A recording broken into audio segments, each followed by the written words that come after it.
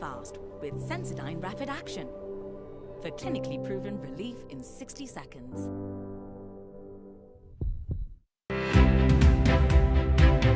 Persons aged between 15 and 35 years account for 48% of Kenya's labor force. This age bracket is the most adversely affected by scarcity of employment opportunities, with an unemployment rate double that of the national average. COVID-19 has presented a new challenge with pervasive job losses and closure of learning institutions, undermining skills development. How can Kenya best equip its youth to be agile and adaptive in a fast-evolving labor market? What is the role of quality apprenticeship programs in preparing the youth for the labor market? What policies are being put in place to enhance Kenya's human capital? To mark the World Youth Skills Day, NTV will host a live virtual Nation Leadership Forum on Wednesday, the 15th of July from 7:30 p.m. bringing together a panel of experts focusing on the theme, Skills for a Resilient Youth. Nation Leadership Forum. Engaging society, impacting the nation.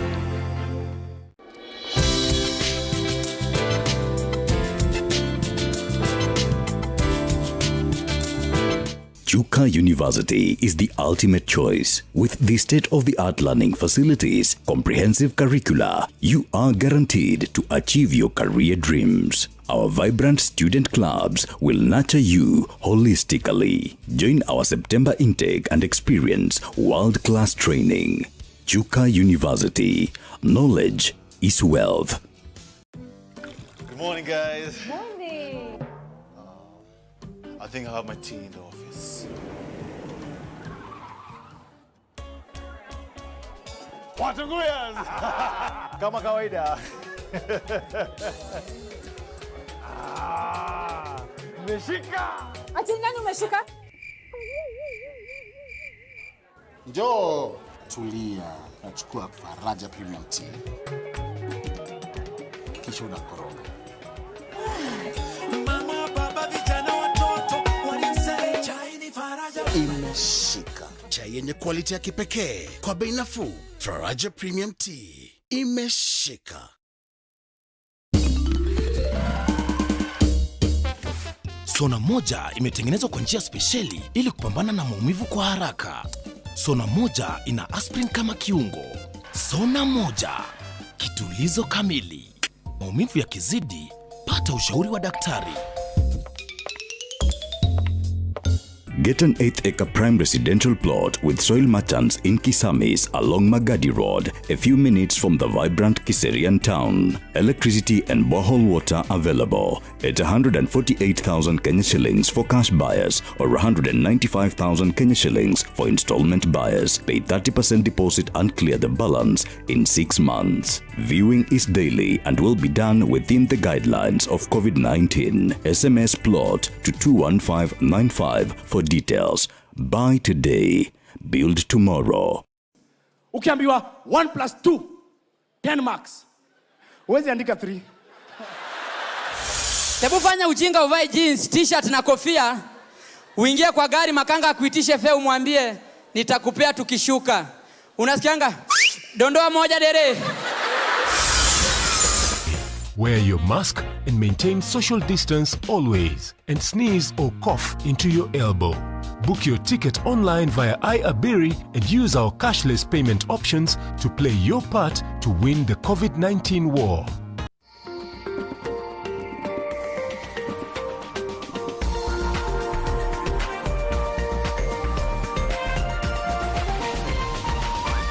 This is NTV.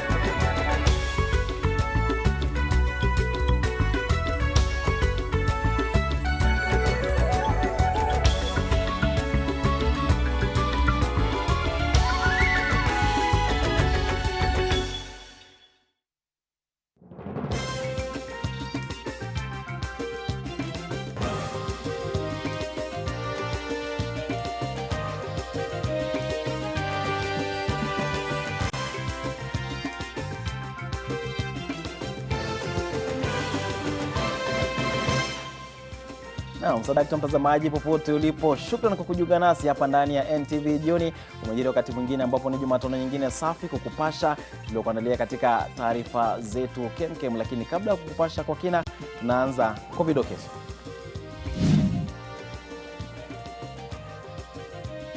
Mashirika tofauti ya ndege yarejelea safari za ndani ya nchi zilizositishwa miezi 4 iliyopita kutokana na corona.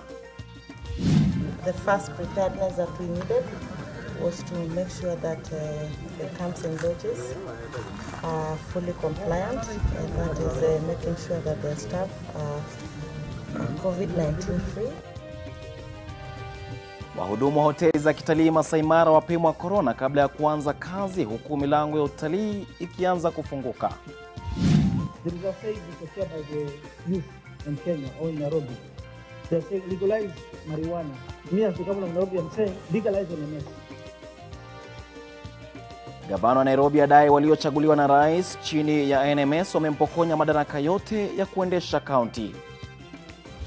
Kwa sasa tumefika wale watu ambapo wameshapona kwa hii virusi, idadi yao sasa imefika 3,068. Na visa vya maambukizi ya COVID-19 nchini vimezidi 11,000, huku serikali ikikemea wanaopuuza kanuni zilizowekwa. Mbashara kutoka jumba la Nation. Hii ni NTV jioni na Daniel Mule. Naam, karibu tena mtazamaji kwa taarifa hizo na nyingine kwa kina katika lugha ya ishara. Tunaye David Agondoa. Tunaanzia kwa taarifa kuhusu usimamizi wa kaunti ya Nairobi, ambapo gavana wa Nairobi Mike Sonko anataka kamati maalum ya bunge la Senate kuundwa kutafuta mwafaka kati ya serikali yake na huduma za Nairobi Metropolitan. Kulingana naye Sonko, NMS haina msingi wowote kisheria wa kutekeleza wajibu wa kuwahudumia wakazi wa Nairobi, na mvutano ambao unajitokeza unalemaza juhudi zake kutoa huduma kwa wakazi wa Nairobi. Gavana wa Nairobi Mike Sonko alifika mbele ya kamati ya Seneti ya uhasibu wa mali ya umma kujibu maswali kuhusu matumizi ya fedha katika mwaka wa kifedha wa 2017-18, kipindi ambacho alishika hatamu za uongozi. Sonko hakuitaka kamati kujadili ripoti hiyo. Physically, I cannot access my office, Mr. Chair. Mr. Chair, was also barred from interacting with my county staff. Kwa mujibu wa Sonko, kesi inayomwandama ya ufisadi ilifunga milango ya ofisi yake rasmi, kwa hivyo hawezi pata stakabadhi za kujitetea, kwani pia hastahili kutangamana na wafanyikazi afisini mwake. Aidha, Sonko alisema kuwekwa kwa NMS hakujasaidia, kwani wamekuwa na mtafaruku ambao umetatiza utendakazi. I'm not here to outshine NMS. They're doing a very good job. And I want to repeat again that I'm supporting the president towards this initiative. I'm supporting the Major General body towards this initiative. But Mr. Chair, I want law to be followed. Gavana Sonko amedaiwa kulemaza shughuli za NMS kwa kuinyima fedha za utendakazi, huku akituhumiwa kwa kuwashawishi baadhi ya wawakilishi wadi kulemaza shughuli za NMS. There is a saying, Mr. Chair, by the youth in Kenya or in Nairobi. They are saying legalize marijuana or cannabis sativa or bangi. Me as the governor of Nairobi, I'm saying legalize NMS. Let it be an entity under the county government of Nairobi, then we give them the money. I think it would be important that we pursue on our own volition as a committee a process that will clearly define the relationship between NMS and the county government. I belong to the committee of reconciliation, and I think if I were to advise you, not in this forum, I would request you to again look for another avenue of reconciliation. Sonko pia anaitaka hazina ya taifa kuipa kaunti ya Nairobi fedha inazostahili wakati unaostahiki. Let us summon the CS Treasury. Why is he blackmailing us? Why is he telling us, give NMS their money for us to give you money for salaries? That is very wrong, Mr. Chair. It is our constitutional right for us to be given our monthly or annual allocations so that we focus on service delivery, Mr. Chair. We only transferred 4 functions, not the entire 14 functions. Aidha, Gavana Sonko amewataka mahasimu wake wa kisiasa kutotumia kaunti hii ya Nairobi kumchapa kisiasa zaidi, kwani tayari ana nia ya kusimama kama gavana katika kaunti ya Machakos au Kilifi katika uchaguzi wa mwaka wa 2022. Kennedy Mureithi, NTV katika majengo ya bunge. Na mbali na hayo, mashirika kadhaa ya ndege nchini yamerejelea safari za abiria za ndani ya nchi hii leo, ikiwa ni siku 99 tangu safari hizo kusitishwa kutokana na kuenea kwa virusi vya corona. Mwandishi wetu Victor Kiprop alikuwa kwenye uwanja wa ndege na alikuwa katika safari ya ndege ya kwanza ya Kenya Airways ambayo iliondoka hapa Nairobi, na sasa anatueleza jinsi usafiri wa ndege ulivyobadilishwa na janga la corona nchini. Itakuwa ndege ya kwanza ya abiria kupaa kutoka kwa uwanja wa kimataifa wa Jomo Kenyatta tangu janga la corona kusitisha shughuli zote za usafiri wa angani humu nchini miezi mitatu iliyopita. Lakini mara hii mambo huenda yakawa tofauti na kawaida. Shughuli ya kwanza kwa kila msafiri anayeelekea kwenye eneo la kuabiri ndege litakuwa lile la kupimwa joto. Lakini unapoelekea kwenye eneo hili la kukaguliwa stakabadhi, unakumbana na mageni ambayo huko nyuma hayakuzoeleka. Maeneo ya kusafisha na kuyeua mikono pamoja na mabango yenye kutoa jumbe za hamasisho. It's important for the health and safety measures to happen right from when they enter the airport. The safety corridor should be all through the airport ecosystem, right through to when they get to board. Hata hivyo, ndani ya ndege abiria wanaruhusiwa kukaa wakiwa wamekaribiana, lakini watahitajika kuvaa maski safarini na kupunguza utangamano ndani ya ndege. We've gone through rigorous measures like sanitizing, hand washing and so on. You can see the cabin crew are wearing PPEs. So it's a new normal, but it should not stop us from doing what we do. Na hatimaye unapotua katika uwanja wa ndege unakoenda, taratibu hizo ambazo zinaambatana na viwango vya kimataifa zitakuwa zikifuatwa kikamilifu vilevile. Katika siku ya kwanza, Kenya Airways ilirejelea huduma za usafiri kuelekea Mombasa na Kisumu, huku ikiendelea kujiandaa kurejelea vituo vya kimataifa kuanzia mwezi ujao. We've chosen a few European destinations to start with. We will delay a little bit the New York flight because of course we need to monitor a few things there as well and also wait for the opening up of other destinations. Tangu virusi vya corona kugunduliwa nchini, Kenya Airways imepoteza mapato ya shilingi bilioni 10, huku gharama zake zikiendelea kupanda kutokana na kusitishwa kwa shughuli za usafiri. Victor Kiprop, NTV. Naam, Kiprop amerejea na mengi ya kusimulia baada ya taarifa hiyo. Tukisonga mbele, ni kuwa kuondolewa kwa marufuku ya kusafiri katika kaunti mbalimbali nchini kumeweka tumaini ya kuhuishwa kwa sekta ya utalii nchini. Hoteli katika mbuga ya wanyama ya Masai Mara zinajiandaa kupokea watalii na wageni wa aina tofauti, na kwa sasa shughuli ya kuwapima wafanyikazi katika hoteli hizi imeanza, ikiwa ni kabla ya wafanyikazi hao kurejea kazini. Wizara ya Afya ilizitaka hoteli kuwapima wafanyikazi wake kabla ya kufunguliwa tena. Zena Bwandati anaarifu zaidi kutoka Masai Mara. Kwa kawaida ukiyakuta magari mengi kwa pamoja ndani ya mbuga ya Masai Mara, huwa kuna jambo. Angalabu huwa kuna mnyama ambaye ni nadra kuonekana ambaye amewatia kuja hapa. Hata hivyo, hapa hali ni tofauti. Kinachoendelea hapa katika uwanja huu wa ndege wa Kikorok ndani ya mbuga ya Masai Mara ni shughuli ya kuwapima wafanyikazi wa hoteli na kambi zilizoko ndani ya mbuga hii. The first preparedness that we needed was to make sure that the camps and lodges are fully compliant, and that is making sure that their staff are COVID-19 free. Tunatarajia ni kwamba kama tutaweza, sampuli zetu zitaweza kuchukuliwa za wafanyikazi wetu ili tukaweza kupewa idhini ya kufungua hoteli.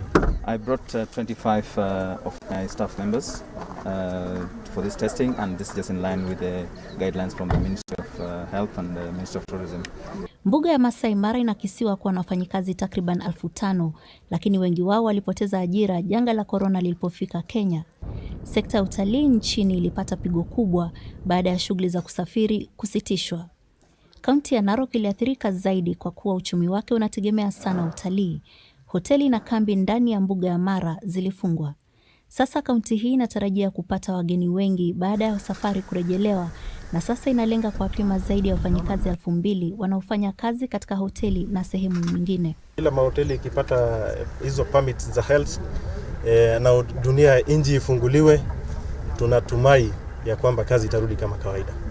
Kufikia sasa ni wafanyikazi 400 ambao wamepimwa, na ingawa hoteli na kambi kadhaa zimeanza kufunguliwa, nyingi zinatarajiwa kufunguliwa mwezi Agosti, wakati ambapo kivutio kikuu cha eneo hili ambalo ni kuhama kwa nyumbu kunatarajiwa kuwa katika upeo wake. Zainab Wandati, NTV, katika mbuga ya Masai Mara. Na hakika hali ya kutia moyo hapo, kuna hali shwari ikianza kurejea. Kwingineko, watu 2 wamefariki na wengine kadhaa kujeruhiwa katika ajali kwenye barabara ya Mutarakwa Maimahio mapema hii leo asubuhi. Ajali hiyo ilihusisha matatu ya abiria 14 na lori moja, na mmoja waliopoteza maisha katika ajali hiyo ni dereva wa matatu hiyo. Inasemekana matatu hiyo ilipoteza mwelekeo kabla ya kugongana na lori hilo, na majeruhi wamepelekwa katika hospitali zilizoko karibu kwa matibabu. Wakazi wa eneo hilo wameitaka serikali pamoja na idara husika kuhakikisha kuwa ajali katika eneo hilo zimepungua, kwani visa kama hivi vimeripotiwa mara kadhaa. Tukitoka huko tunavuka mipaka sasa, na maafisa kutoka kitengo cha kukabiliana na bidhaa gushi wamenasa shehena ya vitabu bandia kutoka nchi ya China. Vitabu hivyo vinadaiwa kuchapishwa nchini humo na kuingizwa nchini kinyemela na hata kusambazwa sokoni. Baadhi ya vitabu hivyo ni Chozi la Heri, Kigogo na nyinginezo kutoka kwa Matibabu ya Jomo Kenyatta. Maafisa wa kukabiliana na bidhaa gushi wanasema kuwa kwa sasa mshukiwa mmoja amekamatwa na anasaidia katika uchunguzi ili kuwatafuta wahusika wengine. Wachapishaji wa vitabu hivyo wanasema kwamba wamekuwa wakikabiliana na shida hiyo kwa miaka 2 sasa bila mafanikio ya kuwanasa wahalifu hao. But 1,000 books worth 18 million is a big loss to the publishers. And probably there might be other consignments that we might not be able to have nabbed. And if it is in the market, definitely it will hurt the publishers who have invested in these items. A job well done by KRA, and we will ensure that this process of transparency continues within our facility, and that counterfeit goods do not get into the country. Na mtazamaji, ilikuwa ni vyakula, ikaja vifaa elektroniki, sasa hata vitabu. Aisee, chokochoko mchokowe pweza, binadamu mwezi. Tunarejea na mengi baada ya muda usio mrefu.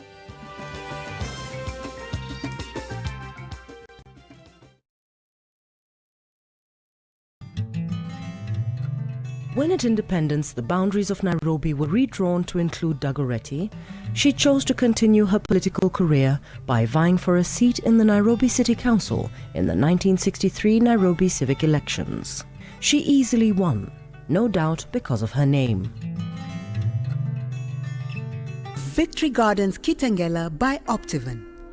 This gated community is fully developed, filled with ultra-modern value additions. Call us today on 0790 300 300 or visit www.optivan.co.ke. So vile nasema, wacha nikubatie statistics. Niko na gamia 1,500. Tunakuwa drapo gamia na kuwa 6,000. 2,000 natengeneza leather, natengeneza viatu, wallet, kibeti, nauza hapa, na batia wewe 50%. Wacha niweke credit nikupigie. Namna gani wewe? Hii mambo ya kuishiwa na credit kila saa? Come on.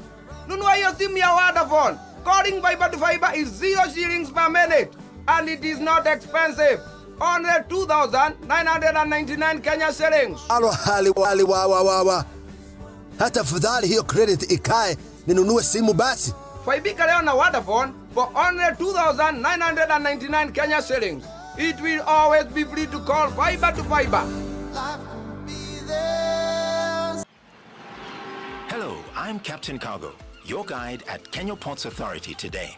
I'm here to help you navigate through all the shipping and cargo processes at the port of Mombasa with utmost ease. So, if you want to know about our marine and cargo services and tariffs we charge, if you want to learn more about the cargo clearance processes for imports and exports, or If you're interested in our customer service standards, I'm Captain Cargo, always happy to show you the ways of the Port of Mombasa. For questions and to discover more, visit me at www.kpa.co.ke/Captain Cargo.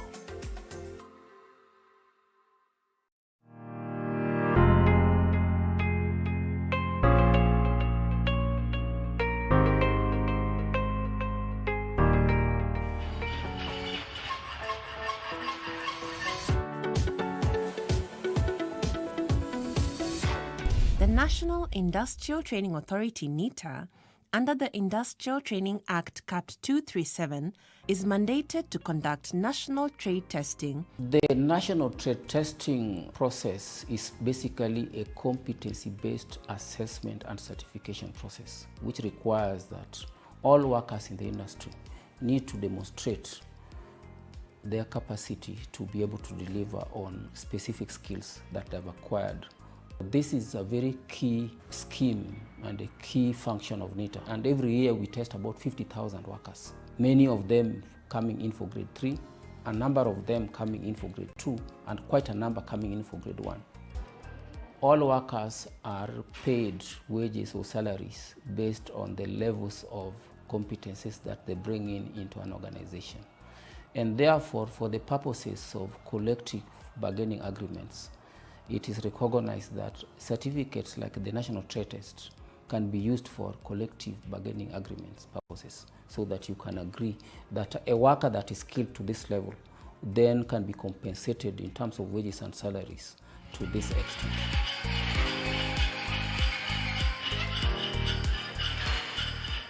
Niliamua kufanya trade test kwa sababu ni vizuri siku zote. Sikuambia watu tu kulifanyika, unatoa ushuhuda. Ni vizuri unaweka unasema ushuhuda wako na pia unazindikiza kwa makaratasi, unaonyesha kweli wanajua umesoma.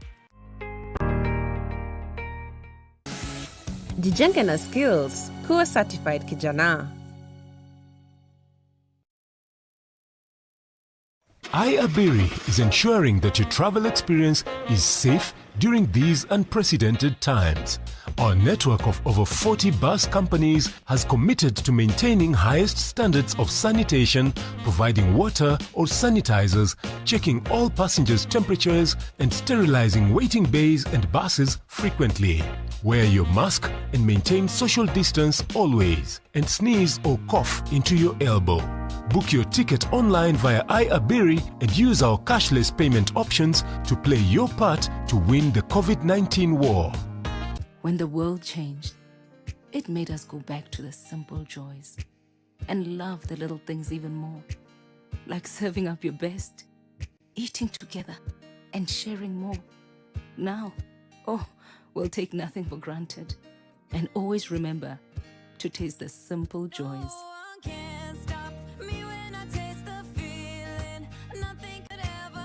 Coca-Cola. Taste the simple joys. Katika miezi michache iliyopita, nchi yetu imesimama pamoja kuweka nambari za COVID chini.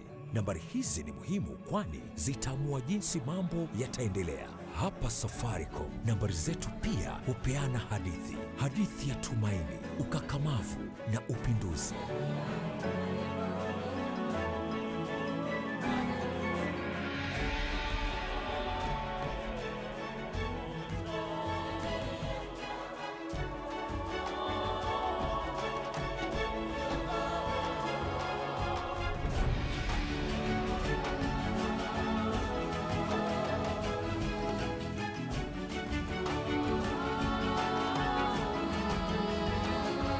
Kila siku nambari mpya hutueleza hadithi ile ile kwamba sisi hatukubali mambo tusiyoweza kufanya ije kati ya mambo tunaoweza.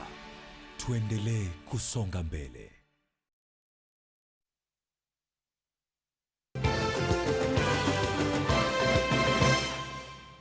Naam, karibu tena mtazamaji, unaendelea kutazama NTV jioni, na jumla ya maambukizi ya COVID-19 nchini imefika watu 11,252, ikiwa ni baada ya watu 461 zaidi kupatikana na virusi vya corona hii leo. Watu 461 waliopatikana na corona ni miongoni mwa watu 4261 ambao walipimwa ndani ya saa 24 zilizopita. Watu 51 zaidi wamepona na kufikisha idadi jumla ya waliopona kuwa 3068, na vifo kutokana na corona nchini vimefika 209, ikiwa ni baada ya watu 7 zaidi kufariki leo. Katika visa vya leo, Nairobi imeripoti maambukizi 248, huku Machakos ikiripoti 97, Kiambu 20, Kajiado 15 na Migori 14. Naam, tukizidi kusonga mbele ni kuwa familia moja kutoka Kiserian na kaunti ya Kajiado inahuzunika baada ya kumpoteza mwana wao aliyezama katika bwawa la Noromoru kwa siku ya 4 sasa. Familia hii pamoja na majirani wamekuwa wakiutafuta mwili wa mpendwa wao bila mafanikio. Inadaiwa alikuwa akiogelea na marafiki kabla ya kuzama. Wapiga mbizi waliokuwa wakiendesha operesheni hiyo aidha wanasema kwamba hawana vifaa vya kuwasaidia katika kutekeleza shughuli hiyo ya kuopoa mwili. Familia hiyo inaitaka serikali ya kaunti kuingilia kati ili kuwasaidia kupata mwili wa mwana wao ili wapate kuuzika. Na mtoto huyo alikuwa ni mwanafunzi wa shule ya upili ya Kangemi.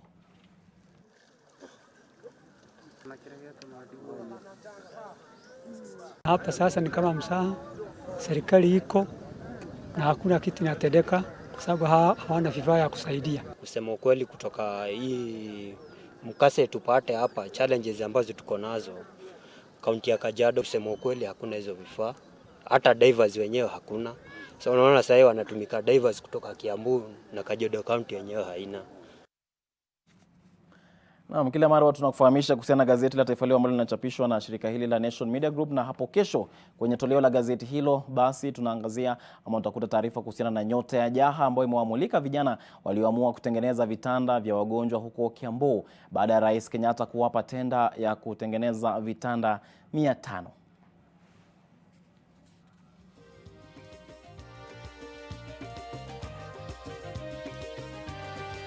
Na hakika umepigwa jeki. Kumbuka leo ni siku ya kimataifa ya kuadhimisha vijana na ujuzi. Tuna mapumzikoni, tukirejea kuna mengi zaidi.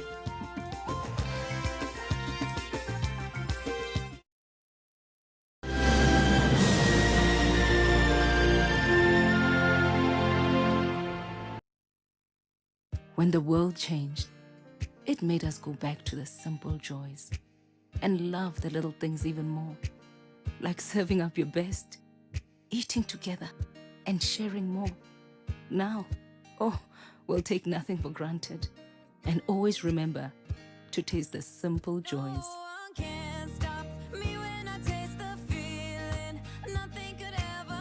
Coca-Cola, taste the simple joys.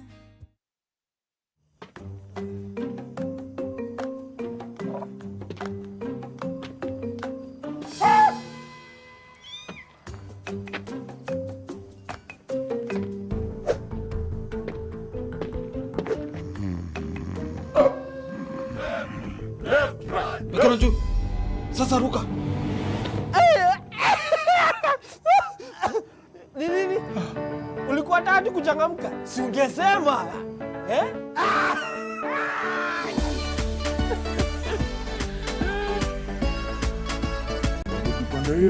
Changamkia vipindi vipendavyo, vichekesho, muziki, habari za utendeti na mengine mengi. Jione YouTube na Tenbo. Dial *544# and select YouTube.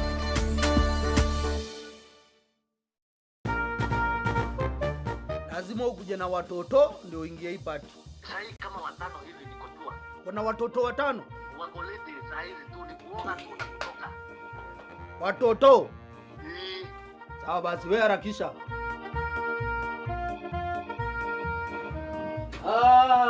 Yes. Kinyanjui ni nini? Wapi? Tulikuambia watoto. Angalia hawa ni watoto wangapi? Watoto. Kinyanjui watoto. Selector, bigger, tasty and healthy.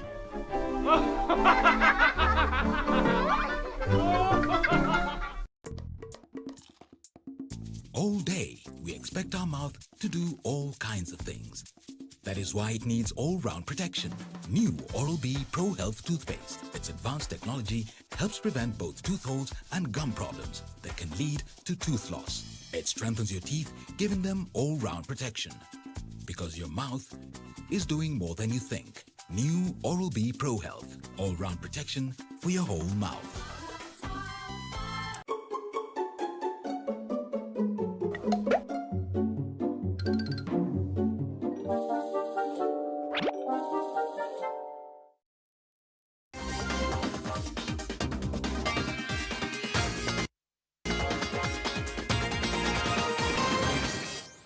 Mida ya kudunda viwanjani sasa haraka upesi wananiita Yosha Makori. Rais wa shirikisho la kandanda humu nchini FKF Nick Mwendwa amekutana na wadau wa soka kutoka maeneo mbalimbali ya Jamhuri na kujadili kuhusu kurejelewa kwa soka nchini. Mwendwa ambaye jana alikutana na wadau wa Nyanza na Magharibi, hii leo amekutana na wale wa eneo la Kati na Mashariki.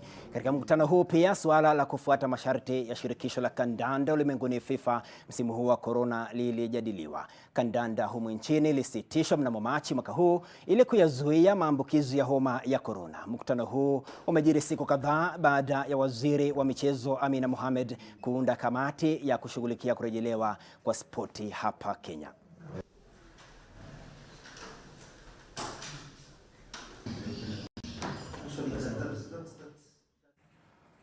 Bingwa wa dunia katika mbio za mita 1500 Hellen Obiri na bingwa wa dunia katika mbio za mita 3000 kuruka viunzi na maji Conseslus Kipruto watashiriki ligi ya Almasi raundi ya Monaco tarehe 14 mwezi ujao. Obiri mwenye umri wa miaka 30 ama 30 hiyo na ambaye ni bingwa wa Jumuiya ya Madola na bara Afrika atapambana na bingwa wa dunia wa mbio za mita 10,000 Sifan Hassan wa Uholanzi katika mita 1500 miongoni mwa wengine. Naye Kipruto mwenye umri wa miaka 25 na ambaye ni bingwa wa Olimpiki atatimuka mbio za mita 3000 kuruka viunzi na maji kama kawaida yake. Mashindano ya riadha yataanza tena baada ya kusitishwa kwa muda kwa sababu ya janga la homa ya corona.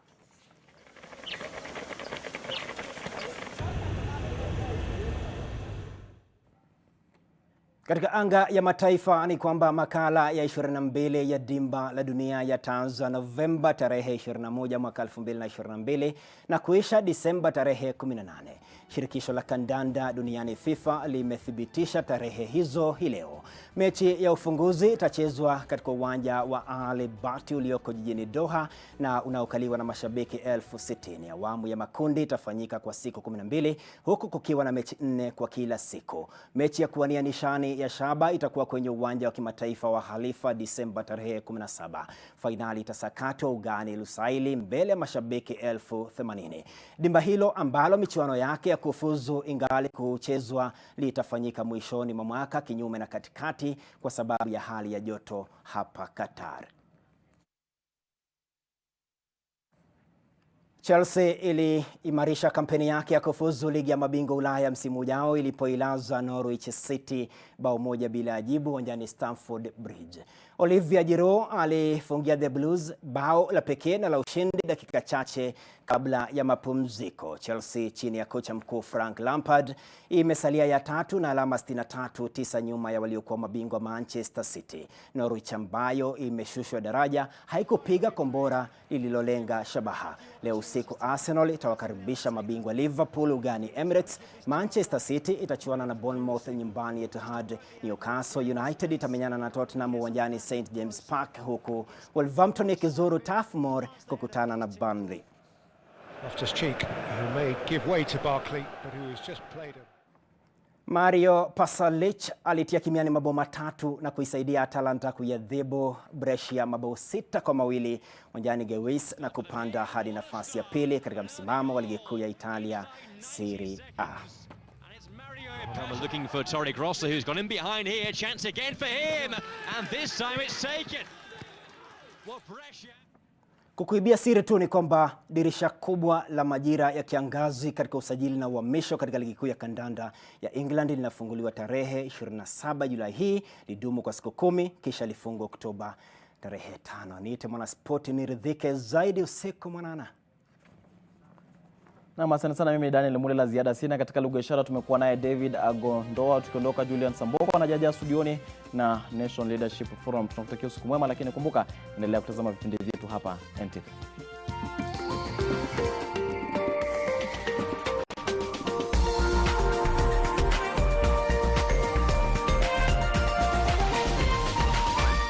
This is NTV.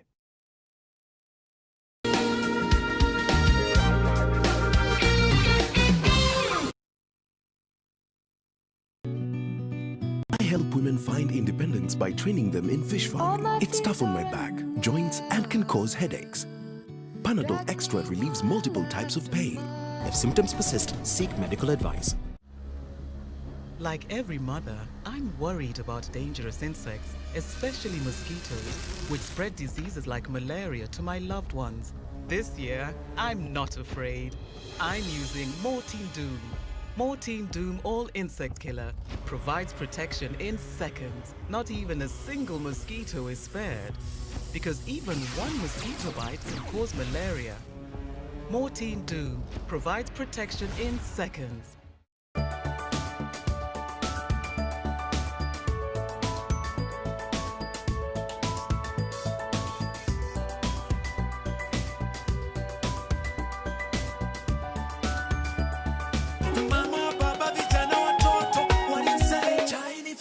Imeshika chai yenye quality ya kipekee kwa bei nafuu. Faraja Premium Tea imeshika. Are you looking for a university that offers quality and affordable education, training and research while nurturing your talents? Chuka University is the ultimate choice. With the state-of-the-art learning facilities, comprehensive curricula, you are guaranteed to achieve your career dreams. Our vibrant student clubs will nurture you holistically. Join our September intake and experience world-class training. Chuka University. Knowledge is wealth. Welcome to the Cynics Android TV Lounge. Just tell it whatever it is that you want to watch. Please open YouTube, search for size 8. Nezongea na Cynics TV. Yes, this is a function specially designed by Cynics with a genuine Android resource. I can control everything with a voice. Yes, you don't have to move all the way to the TV. We are going to be having a series of promotions and activities lined up for our customers. This is going to be running from the 15th to the 21st of July. Go and get yours before the stocks run out.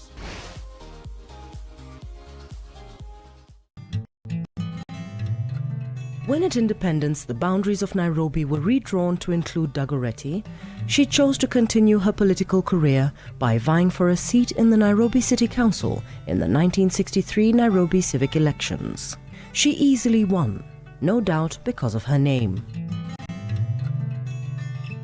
Get an 8-acre prime residential plot with soil merchants in Kisamis along Magadi Road at 148,000 Kenya shillings for cash buyers or 195,000 Kenya shillings for installment buyers. SMS plot to 21595. East Africa is transforming, and so is the East African. Cultural, social and economic integration is resulting in the transformation of the East African region. To stay true to this changing perspective, the East African is also transforming. To understand the region, get your copy of the East African.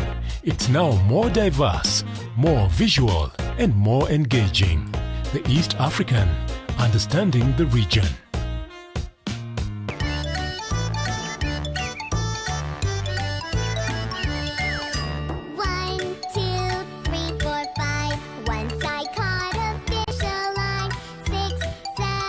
The young ones are at home, and we know how that can go. Don't worry, we've got you. A lesson will be learned. -3 times -4. They can have fun as they learn on NTV. What does 0 mean? It's just a number that means nothing. This is so much fun! It's our secret. NTV, turning on your world. Kids Edutainment in association with Blue Band Peanut Butter.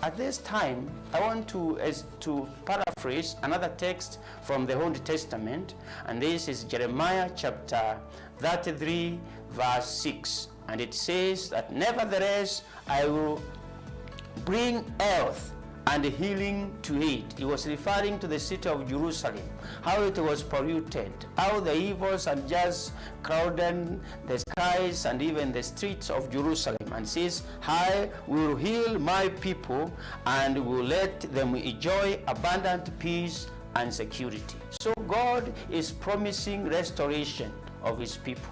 And I want to give you this hope of restoration, that amidst this coronavirus, God is going to heal his people. Are you infected? Are you affected in one way or another as a family, as I am talking to you today? God has promised that he will heal the land, this city. The cities of the world today are crying of COVID-19, but God is saying he will heal them, and he will heal the people and let them enjoy abundance, peace, and security.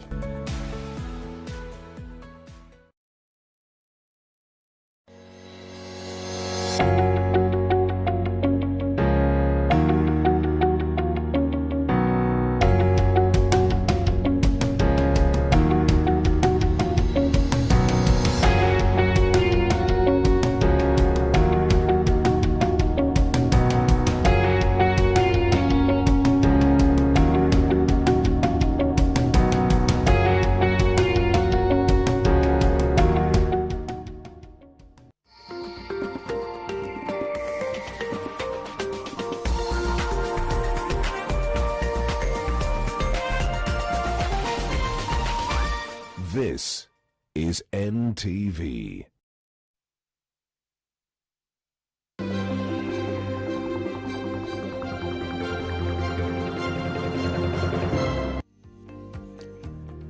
warm and hearty welcome to this edition of the Nation Leadership Forum. Tonight we are focusing on the subject of the World Youth Skills Day. And remember, you can be part of this conversation online by tweeting at NTV Kenya, at AmbokoJH.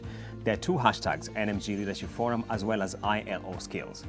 The World Youth Skills Day was first celebrated on July 15, 2015 as a way of fostering the acquisition of skills by the youth so as to empower them to be resilient and adaptable in evolving labor markets.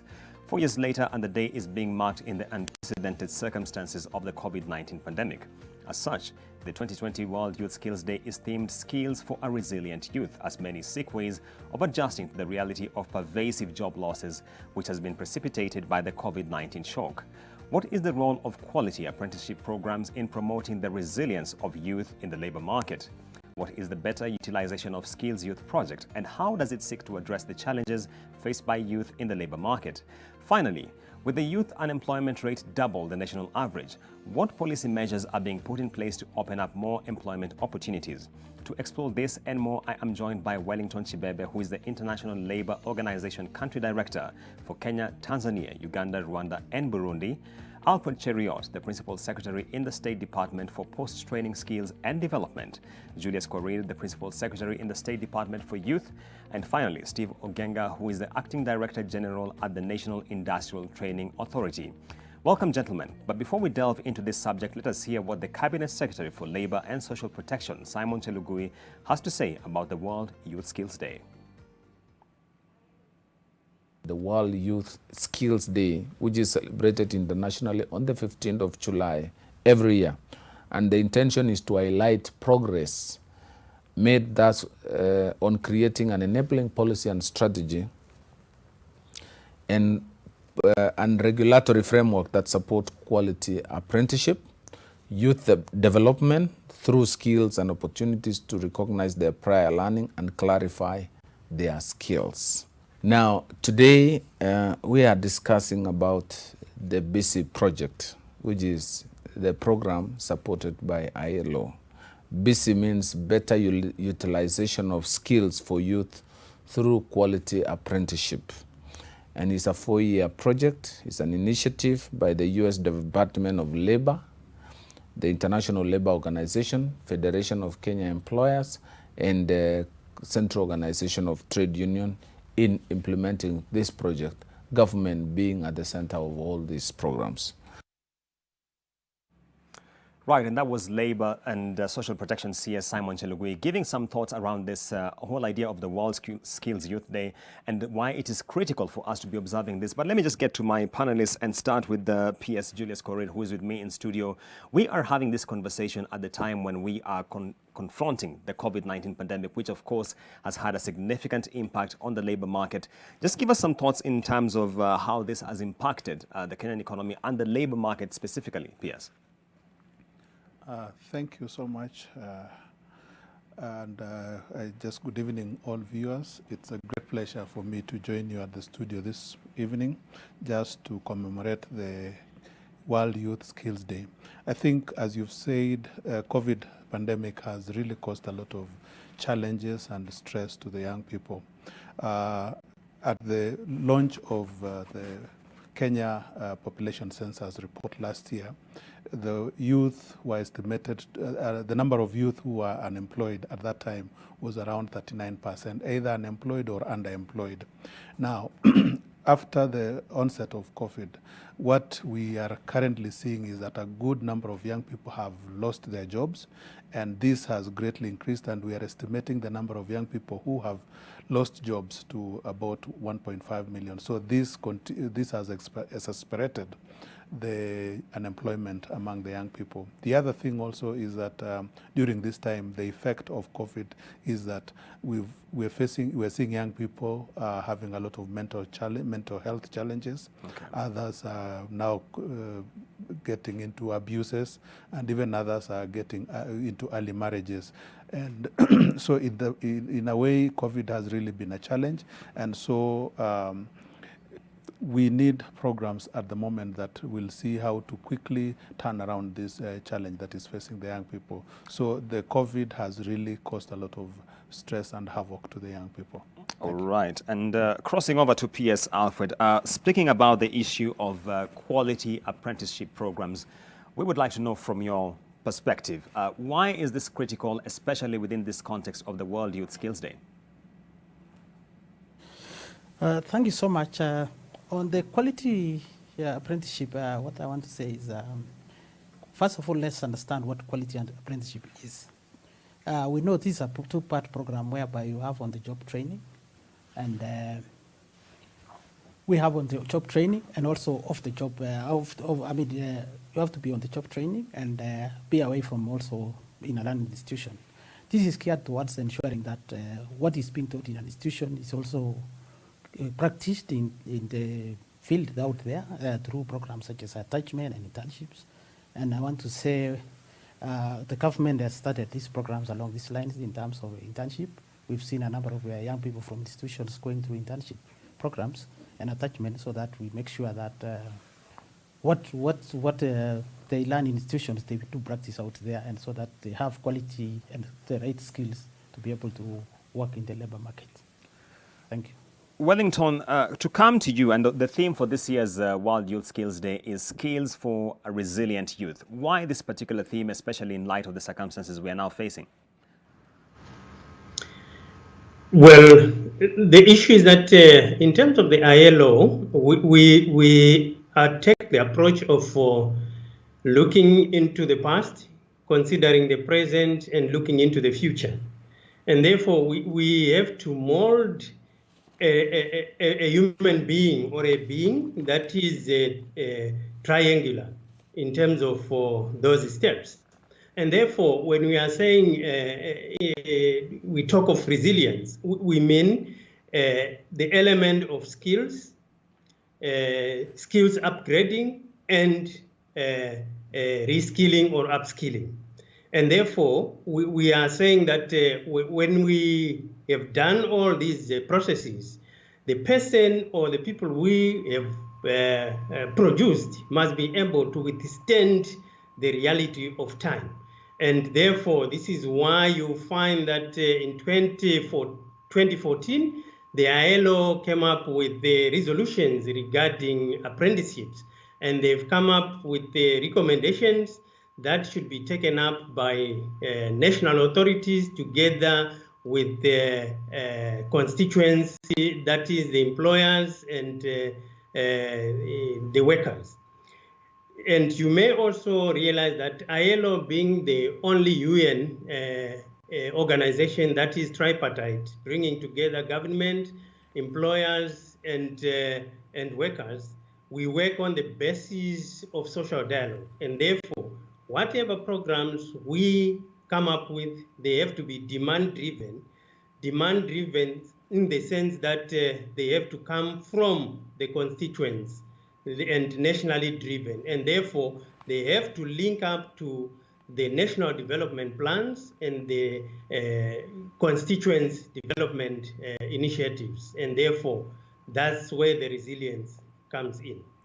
Quite some great thoughts there, Wellington.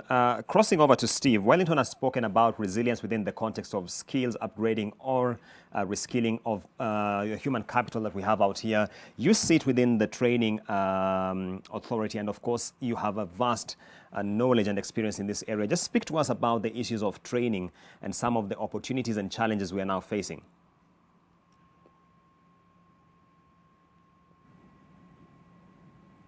And also a lot of appreciation to the International Labour Organization for giving us this opportunity to participate during this World Youth Skills Day. And as been said by my fellow panelists, this is very important because we're talking about the critical demographic dividend, a resource that the country is looking at in future, and more so that forms over 70% of what we call our critical population. And therefore, in the ecosystem of skilling, we are looking at the fact that our youth who form the future of this country, and in view of what the agencies do, and focusing on the National Industrial Training Authority, we say that there's a lot to be done to be able to mold the youth so that they can be able to contribute to the economy. We are looking at the fact that there are several layers of molding or transforming our youth to be able to be productive citizens. And in the context of industrial training, we are saying that there is need to be able to ensure that the quality training is given to the youth. And we are talking about several frameworks that have been put into place by the government to ensure that the youth who are transiting through several layers of education, learning, and training are given an opportunity to enhance their skills. And that is the reason why we are talking about competency-based training. You will recall that in the current system in which we are transiting from the 844 to the 2633, we are focusing on the building capacity of our citizenry to be able to have competencies that are demand-driven. So the most important thing here is that we need to have a skilling system that is data-driven. And in terms of the skilling environment that we have at the moment, we are engaging with industry partners and employers to be able to have a skilling environment that is employer-driven, so that we do not have a situation in which we have skills that are not employable or skills that are demanded but are not available in this economy. And therefore, in our system at the moment, we are looking at several areas of intervention in view of the skilling of our youth. One of them is that there are several platforms that have been put into place, including what we call quality apprenticeship programs, as has been highlighted by my fellow panelists. Yes.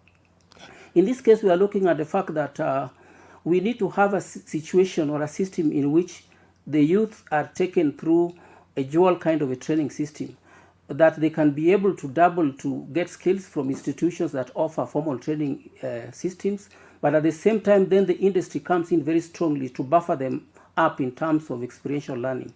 We also have attachment schemes that have formed part of the learning and training and education systems.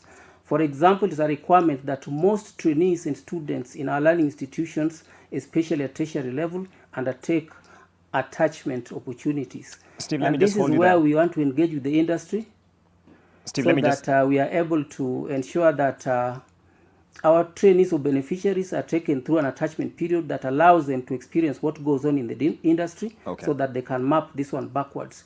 More importantly, Julian, is that we also have other schemes that recognize that there is need to be able to build our youth who are coming out of the informal systems to be recognized in terms of skills that they acquire outside the formal framework. And therefore, at the moment, we are very strong on the matters of recognition of prior learning, a policy that has been developed that is going to be operationalized by several agencies, Yes. because we have a way in which you have pathways that link our beneficiaries across several areas of skilling our citizenry. Steve, allow For me to hold you to example, that point. if you Allow look me to at, hold you to that point, Steve. Let me just bring in PS thank you, Korir. Julius. Yeah, we'll be digging more into the various programs that you have, but let me just bring in PS Korir here and to discuss the issues that it's been 2 years since we had the Kenya Youth Employment Policy, and of course, it was highlighting at its core that they need to mainstream the youth issues that are facing this country. Just give us an update, PS Korir, in terms of how far we have gone 2 years down the line. Thank you, Bwana Ambogo. I think on the issue of the Kenya Youth Development Policy, it is now up and alive, and it has highlighted about 9 strategies that are looking at how to empower young people. One of them is on the area of skilling, and which we have now started working on. And on the area of skilling, the idea here is that we give young people opportunities, first of all, to be job ready. And to be job ready, according to the policy, is to ensure that young people, first of all, are taught soft skills, which are not rarely taught in class. And this is where we are calling life skills, issues of attitude, issues of communication, issues of team spirit and all that. Then thereafter, we attach them to master craftsmen. These are people who will teach the young people skills at in a shop floor, so that when they leave the training, they are, I can say, about 60% experience ready. And this is an area that we've seen in some programs which we are implementing. For instance, the one we are calling Kenya Youth Employment Opportunity Program, which is a program that is jointly run between the government of Kenya and the World Bank, is that with this program, we've now seen a transition rate of young people from unemployment to and retention after they're finished the job, the training, is around 75%. And this is, when we come to evaluate this program, we normally do it 6 months after the program, and this is to ensure that young people, after they finish the apprenticeship and also the internship, we evaluate them 6 months later to see, to know how they have been able to hold on to their jobs, and also how they are able to be in job at this time. And what we found is that with this kind of training, where we start with life skills and then technical skills, apprenticeship, and then internship, the employers who have taken them are very happy with the quality of workers they get in this program. And so this is now what we are seeing is how do we scale it up so that we reach more people as much as possible. The other thing also that we're doing in terms of making young people job ready is working with corporates. We have created what we call job labs, where corporates will contribute a CSR time to come and coach graduates or young people who have just finished college and they don't have experience. And in this place, they are taught quite a number of things. One is how to work in a work environment. Okay. They are given problems that are real in the job place, and then young people now are told to problem solve. So in the process, they get experience, they are coached, they are told on a number of things that they need to do in a job place. So these are things that we are doing as a result of the Kenya Youth Development Policy. The other thing also is trying to see how to help them start businesses, because employment is not just being in a workplace, but also being able to run your own business. Okay. And as you run your own business, you're also employing yourself and be able to employ others. And this is where startup capital is given by government through the Kenya Youth Development, that is Youth Enterprise Development Fund. Okay. We also have Uwezo Fund and Women Enterprise Fund for the young ladies. They're able to access this fund so that they are able to run their businesses successfully. So there are quite a number of things that are targeting jobs creation for young people by government. And all these are in response to the Kenya Youth Development Policy, which was launched last year. Thank you. All right. Wellington, we have just 2 minutes before we take a break. But in those 2 minutes, I'd like you just to help us understand. When you talk about the BUSY project, by which I mean the better utilization of skills for youth, what is this and why is it critical in this conversation, Wellington? Well, the BIS project is a project like the CS just said, which looks at the aspect of quality apprenticeship.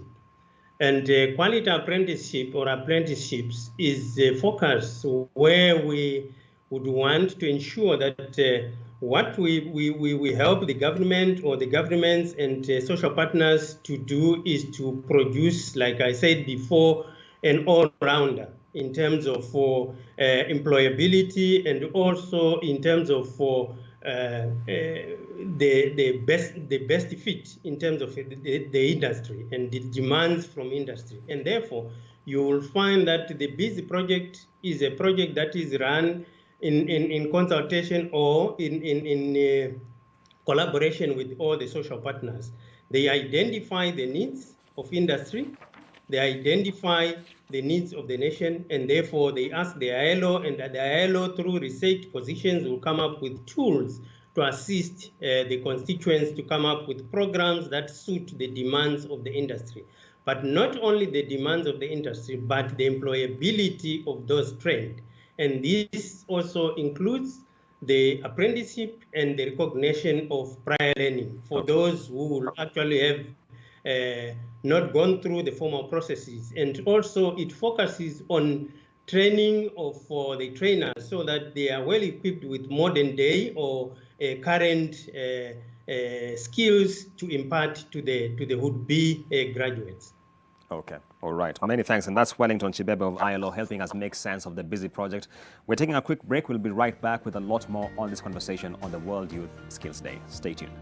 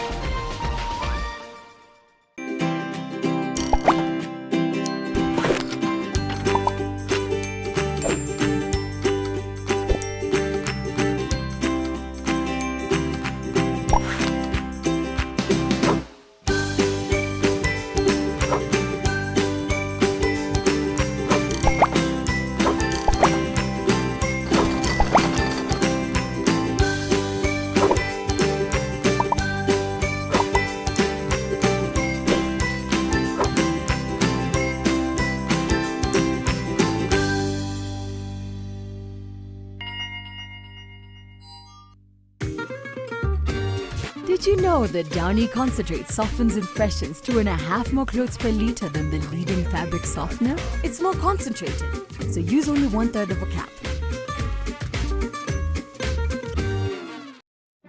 Your precious gift deserves only the best skin protection of Pampers Newborn. From the very first touch. With our silky top sheet and 3 unique absorbing channels that help distribute wetness evenly, keeping your baby's delicate skin dry and loved. Try Pampers Newborn today. Pampers, love, sleep and play. Explorers of the night, wale wase wa kuhustle usiku, kustreama movies, music mix diehards and gaming fanatics. We've heard you. It is now your time to fly your flag high. Do what you love, mpaka che na Telkom. Join Usiku Sako with Telkom night bundles that allow you rule the night at prices you love.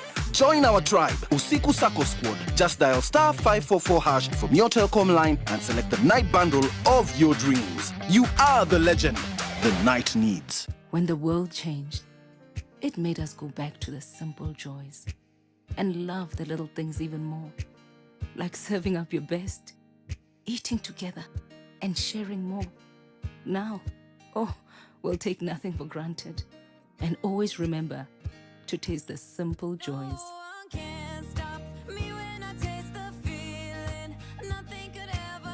Coca-Cola. Taste the simple joys.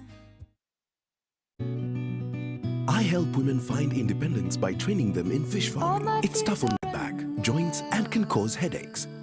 Panadol Extra relieves multiple types of pain. Panadol Extra, now with new Optizorb technology. to fight multiple tough pains with 3 times more pain-relieving medicine in the first 30 minutes when you need it most. Seeing them support themselves makes any pain worth it. If symptoms persist, seek medical advice.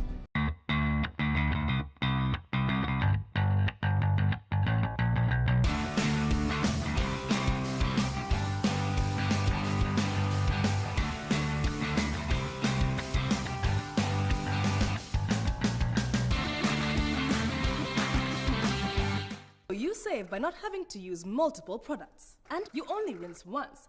For a laundry soap that can help save you time, water, and money, try Whitewash Extra. Brand power, helping you buy better. For a better tomorrow, don't forget to do the 1, 2, 3 with Colgate every night.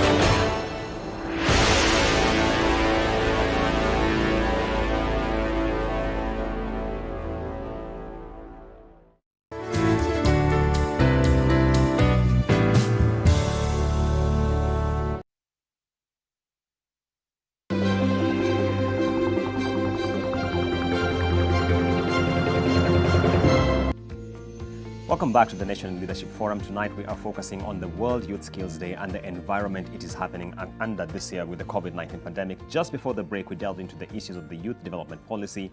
We focused on COVID-19 as well as quality apprenticeship programs. In this segment, we want to delve a lot more into the issues of training, especially in the informal segment of the economy. And before that, let's take a listen to what CS for Labour and Protection Services, Simon Chelugui, had to say about the training in this segment. Training for the informal sector will be critical to enhance employment opportunities in the sector. The training standards will be developed to ensure standardization of the training across all the economic areas in the informal sector. So it requires then government to now work out curriculum that fits, like in the personal care, craftsmanships, and all these activities that are common in the informal sector. Right, and that was Labour CS Simon Chelugui sharing thoughts around this issue of training, especially in the informal segment. I want to bring in Steve because he sits in a very critical domain when it comes to training, industrial training, I should say, for that matter. Steve, talk to us about training, especially and skills development in the informal segment of the economy and what the authority you steer is doing around this. Yes, thank you very much, Julian, for bringing me into that subtopic. And I want to say that the informal sector is a critical sector of the economy, and more importantly, that it contributes to over 70% of our economy at the moment. But most importantly, we have recognized that the sector, as much as it is contributing to our economy, it has several weak links that need to be formalized and regulated. And therefore, as the National Industrial Training Authority, we have come a long way to recognize that we have systems of recognizing the experiences and exposures that occur in the informal sector. One of them is that we have a qualification system referred to as the National Trade Tests. And this is an open source entry behavior in which we are able to say that those who are coming from the informal sector are able to be assessed under competency-based assessment scheme, so that we can be able to say that at a certain level, and this has now been formalized under the skills pathway, that we can recognize what occurs in the informal sector in terms of the critical skills that they have. But more importantly now, as said by P.S. Korir, is that under the Kenya Youth Employment and Opportunities Project, which NIT has been running component 1, is that we have mobilized the people we call master craft persons. These are people who are able to transform the youth that are attached to them under what we call traditional apprenticeships, so that they take our youth through those training programs for a period of, say, 5 months, upon which they are expected to be certified to contribute to the economy. So the training in the informal sector is an access area and a tenet that we are looking at very strongly as the National Industrial Training Authority, because this is where, for example, the government has recognized that certain products have been categorized to be able to be manufactured locally. I think just the other day you saw one of the people in the informal sector producing a very innovative seat, and just the other day you saw the president recognizing the production of innovative beds to be used in the hospitals. So we are saying that these capacities in the informal sector in our own systems within the National Industrial Training Authority is that we are recognizing them in terms of assessment and certification, but more importantly, we work with what we call the social partners. And in NITA, and as you are aware, we have created what we call sector training committees, in which a strong representation comes from the informal sector or the Juakali system, so that we are able to bring them close, to formalize them, so that we recognize that the products they produce, upon being skilled, upon being certified, are products that can add value to the way that Kenya is recognized in terms of several products. Okay, and then crossing over to PS Alfred, in the post-training State Department, which of course you're at the helm of, just share with us some of the thoughts you have around this whole aspect of training in the informal segment, because when many people hear about this, they begin to think that it's a very fragmented and hard to coordinate segment of the economy. Thank you so much. On the issue of the informal sector, I want to say we know this is a sector which is very huge in our economy, and we have so much training going on there. The challenge has been highlighted by my fellow panelists is that these are trainings which are not actually certified. We know that we have an institution called Kenya National Qualification Authority, which certifies assesses and certifies the qualifications by people in the informal sector. What we are doing in the Ministry of Education and as more so in the department which I head, which is for skills and development, we have developed guidelines, which we know we have two sets of people who go through formal training, and then we have those who go through the informal sector whereby the training is not certified. However, when you compare the two, you will find that they have the same kind of qualification. And what we are saying is that we need to have these people to go to NITA, as Steve has said, to go to vocational and training institutions, whereby the qualifications are certified and they are assessed and certified, and thereafter, if they want to enhance upskill their knowledge, they should be able to have a clear path in which they can upgrade their skills.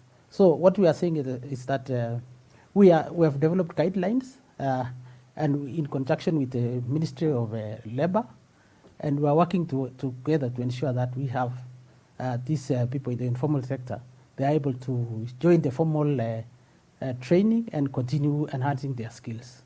And still on the subject of training, PS Korir, if I could come to you, we are made to understand the government has developed a skills development policy, of course, just to highlight some of these issues which you're already trying to unpack regarding whether it's the formal or the informal segment. Just share with us some nuggets from this particular policy and how you think is going to shape the labor landscape going forward.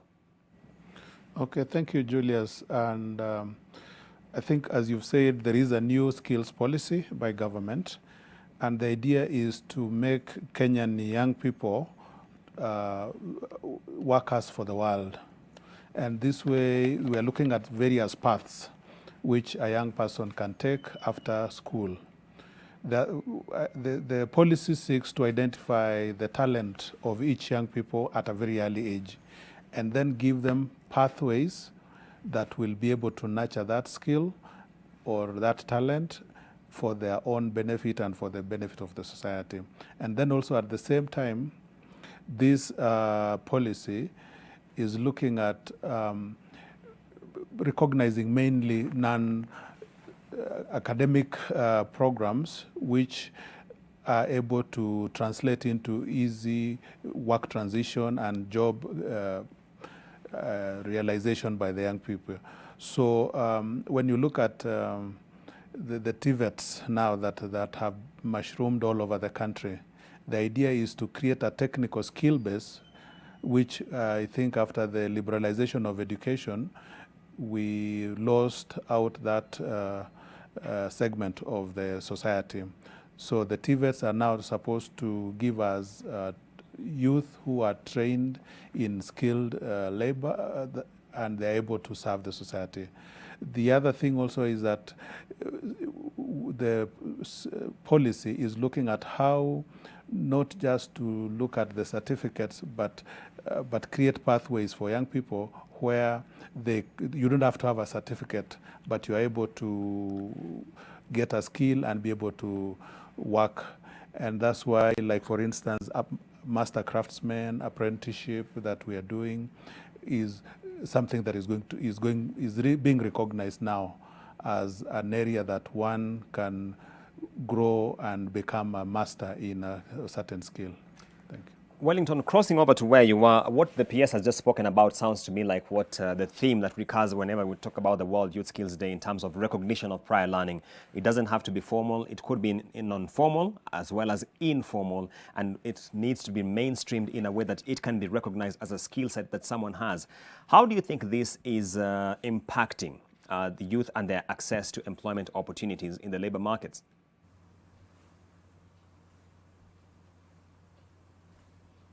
Social partners in Kenya, led by the government, for this approach.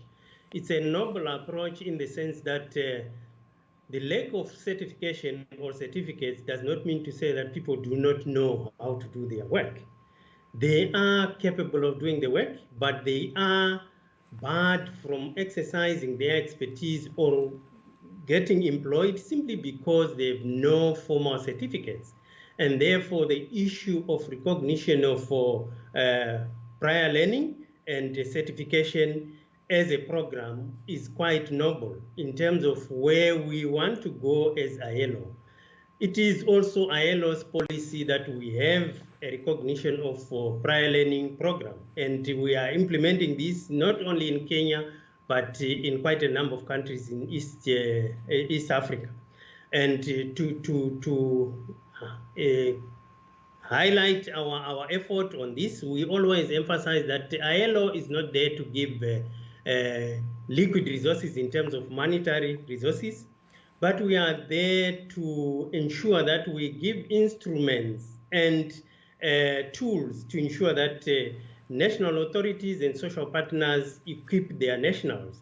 We say that we don't give fish, but we give skill and fishing rods for people to be able to fish for themselves. That talks to sustainability. And therefore, the issue and the issues that are being embarked upon by the authorities in Kenya are quite laudable. You also realize that in terms of the ILO, we are emphasizing on moving from informality to formality, and therefore, certification of these people who have no certificates would also formalize their skills. And believe you me, when you go to these people and you have your, let's say, for example, problem with your vehicle, you find that you have got experts, but you ask for a certificate they don't have. And maybe you ask for somebody who has got a certificate in terms of the skill to repair a motor vehicle with challenges. You may find that the one with no certificate is actually better than the one with certificate. So that element of symbiotic relationship between the two is quite relevant. And therefore, we work upon this through our programs, the BUSY project. We also have the PPD project and the Prospects project in Turkana and Garissa and Nakuru areas where we also have skills programs for Kenya. Okay. And Steve, coming to you now, the recognition of prior learning, many are curious to know how this fits within the mandate of the authority you're leading. Yes, Julius, you are right. I've lost you, Julius. Yes, Steve, my question is, when you talk about recognition of prior learning as one of the key themes that is shaping discussion when it comes to the World Youth Skills Day, because many have the skill, they don't just have the certification, how does this fit within the mandate of your authority? Yes, thank you very much, Julian. As you are aware, the current training ecosystem is basically moving from what is called pedagogy to andragogy.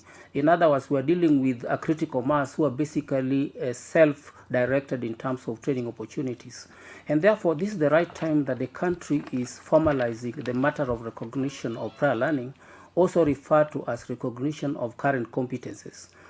And therefore, we are riding and anchoring on the national recognition of prior learning policy, which is based under the Kenya National Qualifications Authority. And this is actually a pathway that is recognized under the Kenya National Qualifications Framework.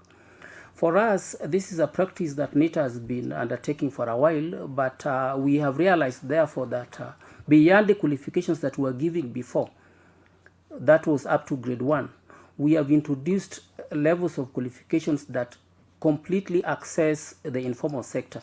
We have introduced the master craft persons qualifications, starting from the lowest, which is 3, to a professional master craft person, which is level 8, equivalent to a master's in the formal learning system. Therefore, what we are doing now is to develop what we call guidelines and standards. And recognition of prior learning basically cuts across all systems of learning, education, and training. Even for the purposes of the formal training system, a diploma holder can credit transfer into a degree. A higher diploma can credit transfer into a master's program. So there are several pathways that will recognize credit transfers, that will recognize prior learning, and this has been a practice that has been taking place before. But for the purposes of the informal sector, we are very keen to, first of all, mobilize and package and provide circumstances in which we can be able to assess the volume of learning that has been taking place, the volume of experiences that has occurred in the informal sector, so that we can be able to frame this against qualifications that adds value to the informal learning system. Okay. You recognize that learning has become very flexible, especially for those who must sustain certain productivity levels. And therefore, the only way to increase productivity, the only way to recognize that people can gain skills outside the formal system is to make sure that we have a pathway that categorizes, that sees, that analyzes, and then brings portfolios that see that after a certain duration or experiences that can be easily categorized and can be easily quantified, then we are able to say that from this stage to the next stage, we can credit transfer these experiences and call it a qualification. Okay. And P.S. Alfred, the subject of institutional and industry linkages is, of course, very critical when you look at the ease with which the youth can transition from their higher learning or whichever level of institution into the labor market. What's being done around this by the government? The labor market and the skills acquired by students from institutions.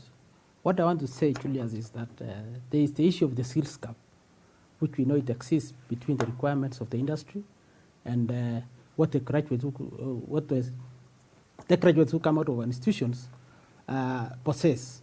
What we are doing is we are working on programs aimed at narrowing the gap on the skills gap between the industry and the requirements of the what we have offering in institutions and the requirements of the industry.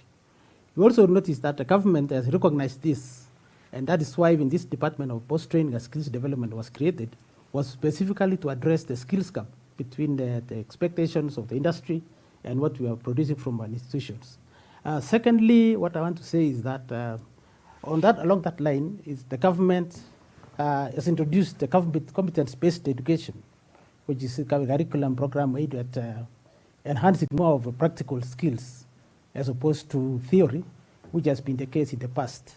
And the main reason is for that, so that graduates from various institutions, we shall be having graduates who have the requisite knowledge, the skills and the competence to be able to perform at the labor market.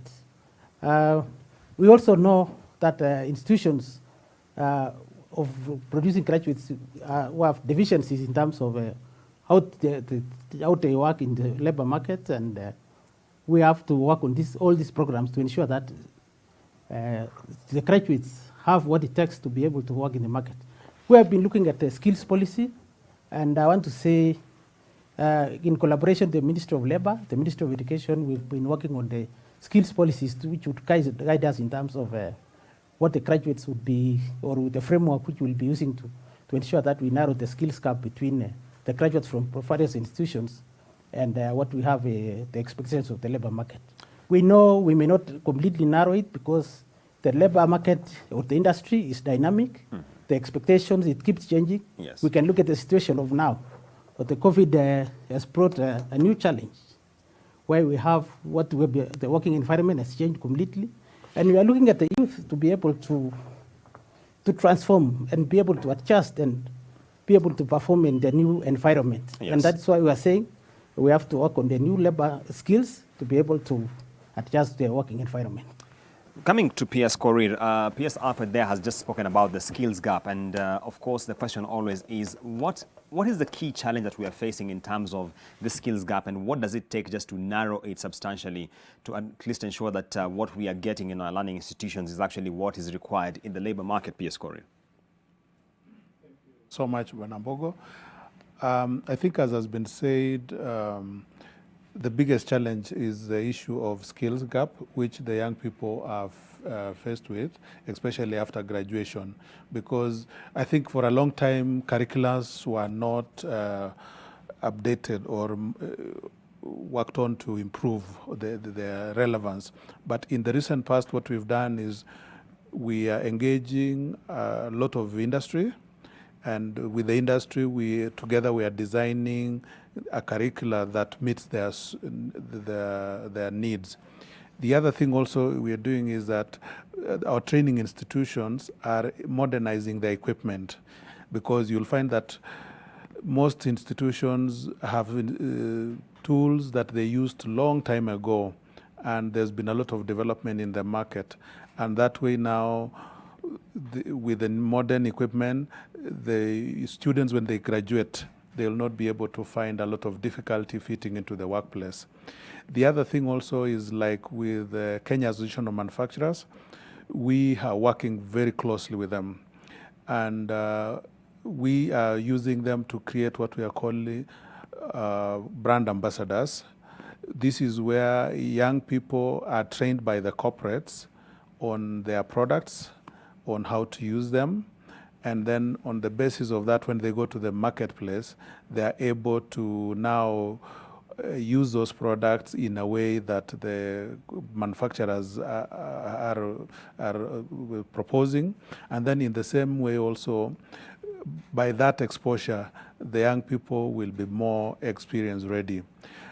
In terms of also making sure that the youth, when they graduate, the skill gap is very little, is that we are working with the industry to ensure that internship programs are implemented so that young people are exposed in the marketplace. They are able to work in the company's shop floor. And this is where now government the other day has put some tax credits of some level where if you, as a private sector, you engage a lot of young people on internship, you'll get some tax rebates with which you can now be able to compensate for the time lost as you are training the young people. So those are some of the measures the government is put in place to ensure that young people are exposed as much as possible to what is happening on the shop floor for them to be job ready and experience ready. The other thing which I mentioned earlier is that after graduation, we have created what we are calling job labs. This is where corporates will bring problems in a workplace, and then the young people are told to co-create solution for such problems. And with the co-creation of such solutions, you'll find that young people get to know what is a work environment like and what are the job problems are. And that way they'll be coached also by these corporates, because you'll find that in a job lab we'll have HR experts, we'll have marketing experts, financial experts, we'll have also technicians. Yes. And that way the young people have a problem that is real, and then they create a solution together, which now which can form part of their experience and CV documents when they will be searching for jobs. All right. Thank you. Yeah. And that point on the skills gap by P.S. Korir takes us to our second break. We'll be right back with more, including your feedback online and what the panelists have to say about some of the questions that you're throwing our way.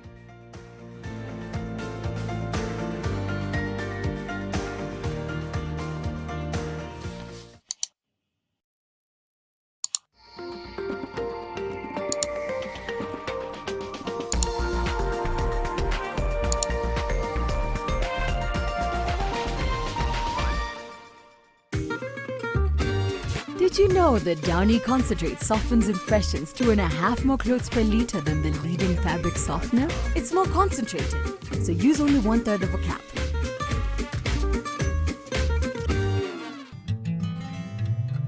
When at independence the boundaries of Nairobi were redrawn to include Dagoretti, she chose to continue her political career by vying for a seat in the Nairobi City Council in the 1963 Nairobi civic elections. She easily won, no doubt because of her name. Victory Gardens Kitengela by Optivan. This gated community is fully developed, filled with ultra-modern value additions. Call us today on 0790 300 300 or visit www.optivan.co.ke.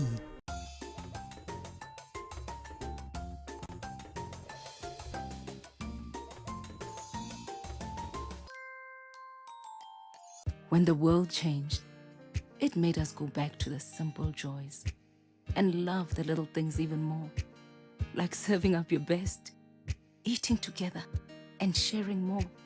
Now, we'll take nothing for granted and always remember to taste the simple joys.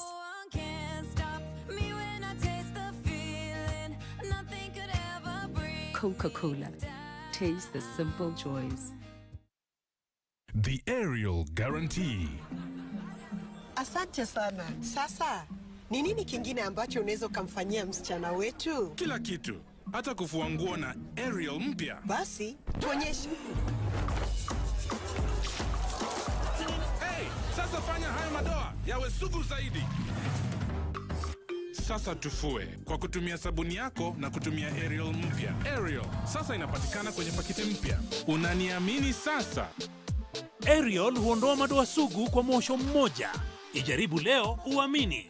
Get an 8-acre prime residential plot with soil merchants in Kisamis along Magadi Road, a few minutes from the vibrant Kiserian town. Electricity and borehole water available at 148,000 Kenya shillings for cash buyers or 195,000 Kenya shillings for installment buyers. Pay 30% deposit and clear the balance in 6 months. Viewing is daily and will be done within the guidelines of COVID-19. SMS plot to 21595 for details. Buy today, build tomorrow. Helen Paul. Hello, madam. Would you like to join us on this mission? Yes, but how? Just one question for you. How do you keep your toilet clean? I use regular detergent and bleach for washing and removing yellow stains. I've been using it for years. Oh, madam, the regular detergents and bleach are used for washing clothes. To disinfect your toilet properly, you need Harpic 10X. It is specially made for germs and stains removal. Harpic's thick formula settles on stains and gives 10 times better cleaning compared to regular detergents and bleach. Wow, now I'm convinced, Helen Paul. Really? Yeah. Now that she's part of the mission, the next house is yours. Disinfect and protect your home with Jik. Jik kills 99.9% of illness-causing germs. Disinfect floors, kitchen and bathroom surfaces, and wash white clothes, towels, and dishcloths with Jik bleach. Just Jik it.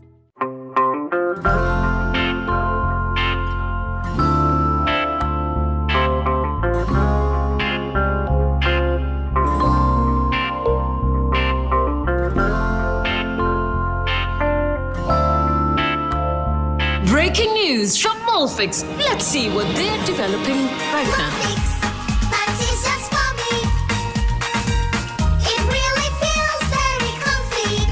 Molfix pants with anatomic fit technology. New Molfix pants, an invention from babies for babies. You should also try Molfix.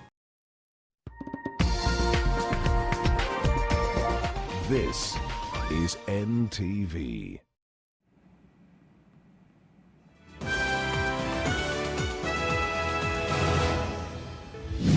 Tonight, the race to the peak. Kenya confirms another 461 coronavirus cases. Also tonight, local flights cleared for takeoff. We'll walk you through the safety checklist as the aviation industry takes the first careful steps towards recovery. Plus, the sins against the children at the Child Welfare Society of Kenya. They were facing evictions, that is the children homes. They were at the brink of even not getting food, medicals. And the search for redemption. And also tonight, from unfulfilled promises, corruption to bad manners. Mimi tangu hii COVID ianze, sijaiona ni nani amekuwa na hiyo corona. Team coverage explores Kenya's pre-existing condition in the fight against the COVID crisis.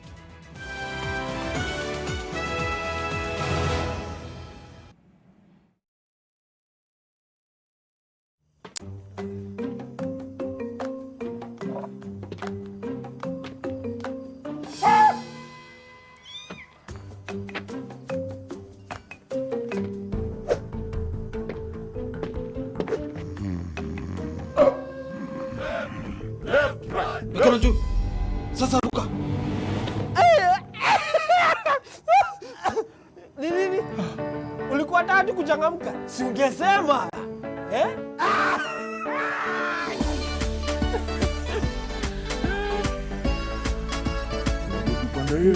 Changamkia vipindi vipendavyo, vichekesho, mziki, habari za uteneti na mengine mengi. Jione YouTube na Tenbo. Dial *544# and select YouTube.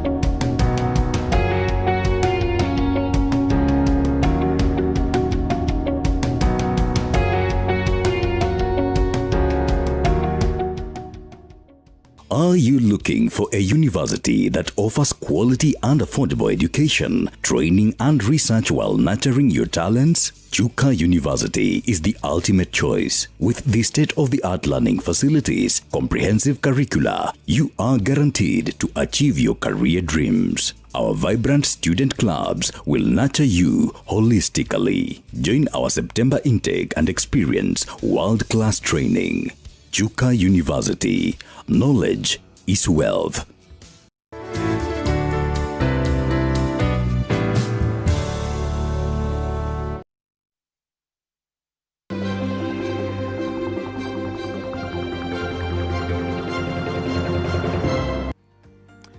Welcome to the tail end of the Nation Leadership Forum. Tonight we are focusing on the subject of the World Youth Skills Day, and the theme this year is Skills for a Resilient Youth. Now, just to pick some of your questions online, and by the way, you can still be part of this conversation online by tweeting at NTV Kenya at AmbokoJH. The hashtag is NMG Leadership Forum as well as ILO Skills.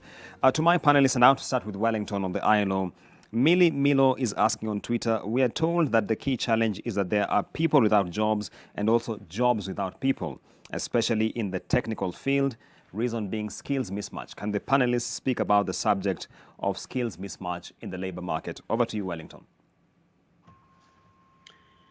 I wouldn't agree with the questioner more in terms of the skills mismatch. I think in my opening remarks, I highlighted the fact that ILO's approach is that we don't react to element of supply-driven approach, but to a demand-driven approach. What is demand-driven approach in our view? Demand-driven approach is that any nation has got a focus in terms of the development trajectory. And therefore, for any nation to develop, like I said in my opening statement, they have to assess as to where they are coming from, where they are, and where they want to go in terms of skills in this case. And therefore, what you may find is that what the institutions are producing, if we don't come together and dialogue about the skills gap and the skills needs, we may produce people who are not necessarily employable in the relevant industries where skills are in short supply. Or we may have an oversupply of certain skills when in actual fact, what is needed may be welders for let's say, for example, in Garissa and Turkana, the issue for our prospects project regarding welders for the gas pipelines. And also the issue of the geothermal production in Nakuru, yes, where we are assisting the county in terms of that identify the skills gap and the need for that approach. And therefore, my answer in summary is that we need to sit down, both employers, worker representatives, and the government, and advise one another as to what is required by industry for us to move forward. And what skill levels do we need? Do we need university graduates to be welders? Do we need university graduates to be motor mechs? Okay. I think the PS or the director of NITA correctly stated that what we may observe now is that we have highly qualified people, but there is a missing link between highly qualified people and the technicians. Okay. And therefore, if we want to improve on productivity, the technicians gap must be addressed. And therefore, that is what we need to focus on in terms of skills mismatch. Steve, from the NITA perspective, of course, Wellington is telling us there is a bit of a disequilibrium between the supply and the demand of certain skills in the market. What's your view on this matter of skills mismatch, Steve? Yes, thank you very much, Julians. And I want to totally agree with Mr. Chibebe on the matter of the fact that we have a skills mismatch between what the employers demand and what is being produced in our institutions. And as he has correctly said, the keyword to this is what we call labor market intelligence. And the government of Kenya, under the Ministry of Labor and Social Protection, have already established what we call the Kenya Labor Market Information Systems. This is a system in which we are able to mobilize intelligence from the labor market that shows the skills that are required in terms of what the industry is demanding, the skills that are available from the training institutions, so that we can be able to create a match between the demand and supply. And therefore, this is extremely true. But what is also important is that we need to be able to understand that the industries are moving at a certain pace. And at the moment, we are talking about Industry 4.0. But for Kenya, we are very lucky because the ecosystem is allowing us to multiplex across Industry 4.0. There are sectors that are still at Industry 3.0, Industry 2.0, and even Industry 1.0. So in other words, what we are trying to do now in terms of the training ecosystem is that we need to move, for example, to upgrade our training system to be at the level of what we call Education 2.0. Okay. So that we are basically focusing our training materials towards matters artificial intelligence, matters augmented reality, matters automation. Okay.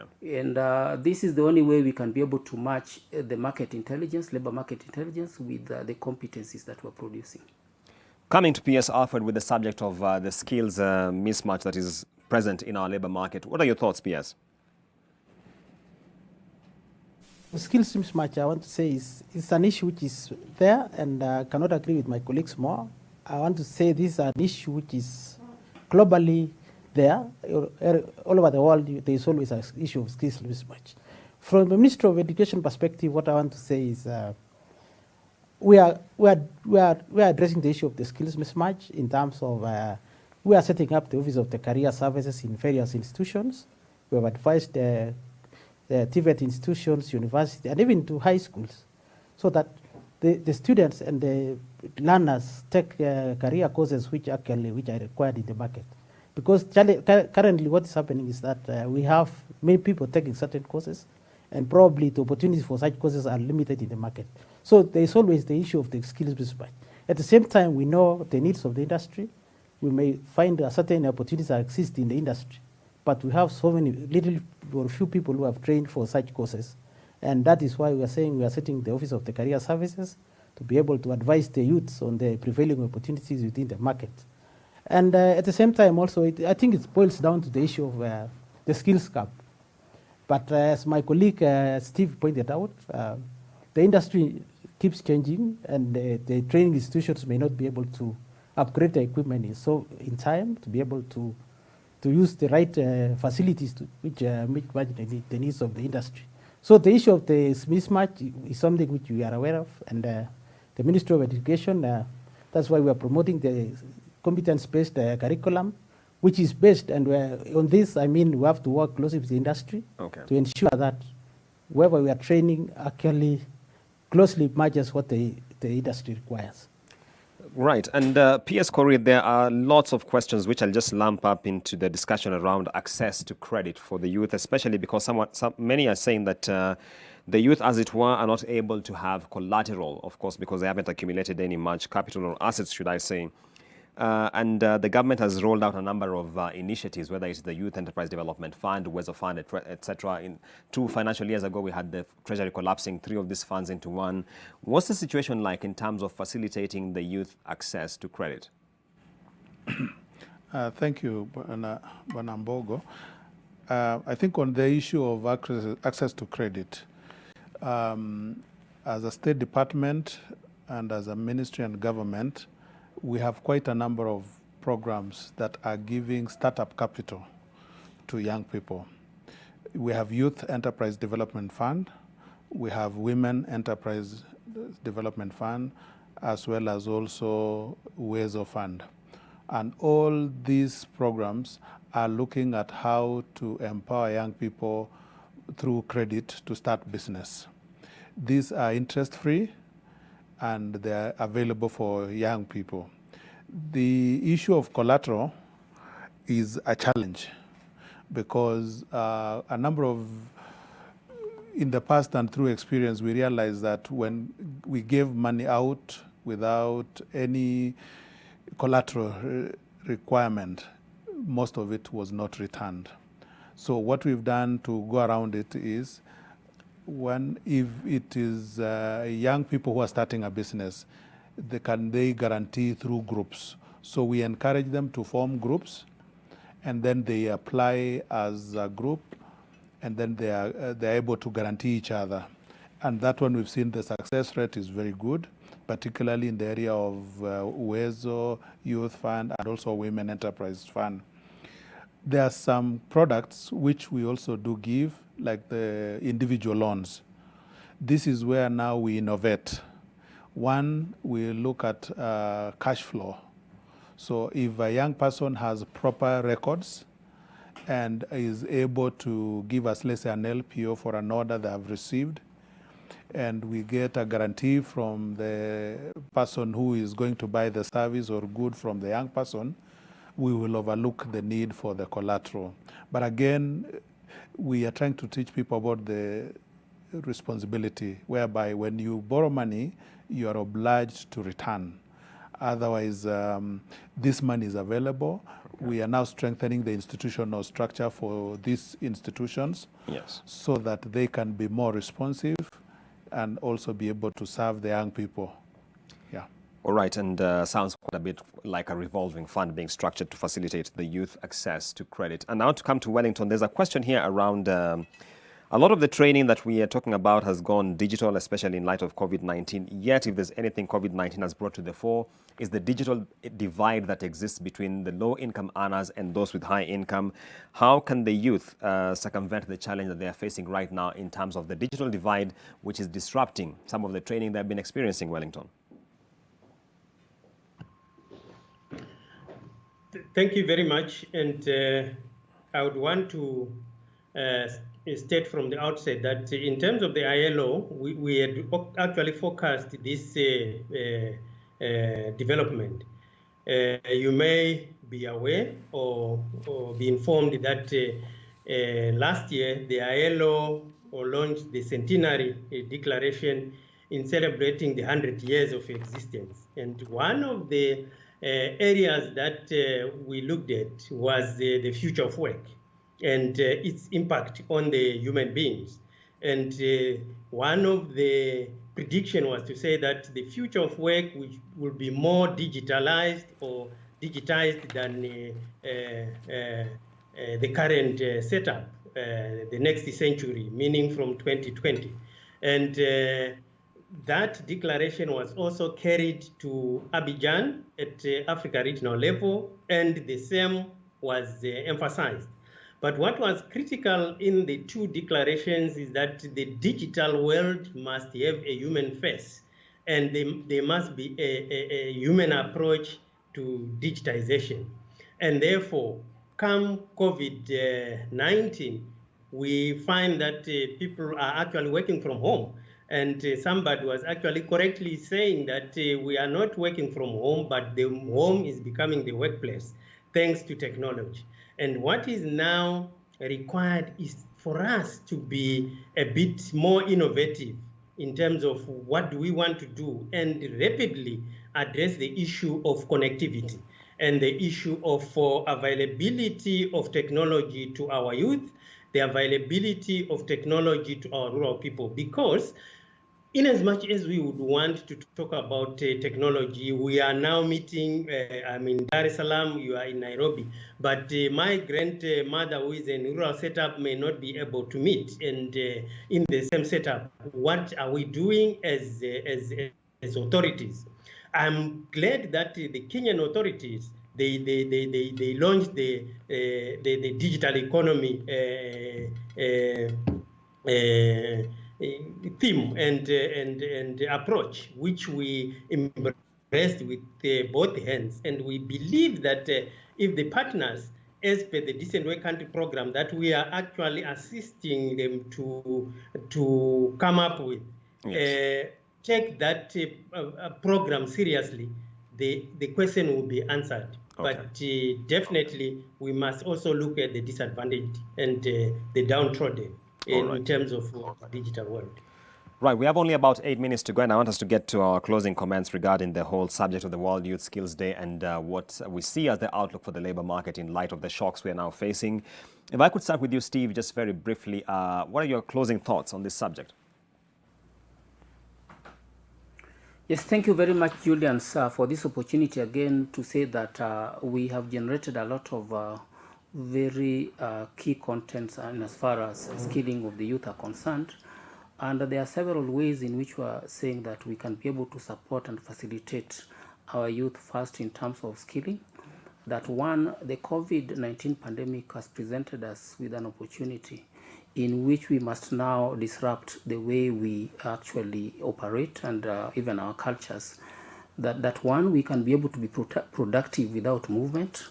And in terms of skilling, we're looking at going a lot of mobile learning systems, that we need to generate content that is available in terms of mobile training systems, that we should be able to allow flexibility and allow our youth to be able to access training opportunities that are demand-driven.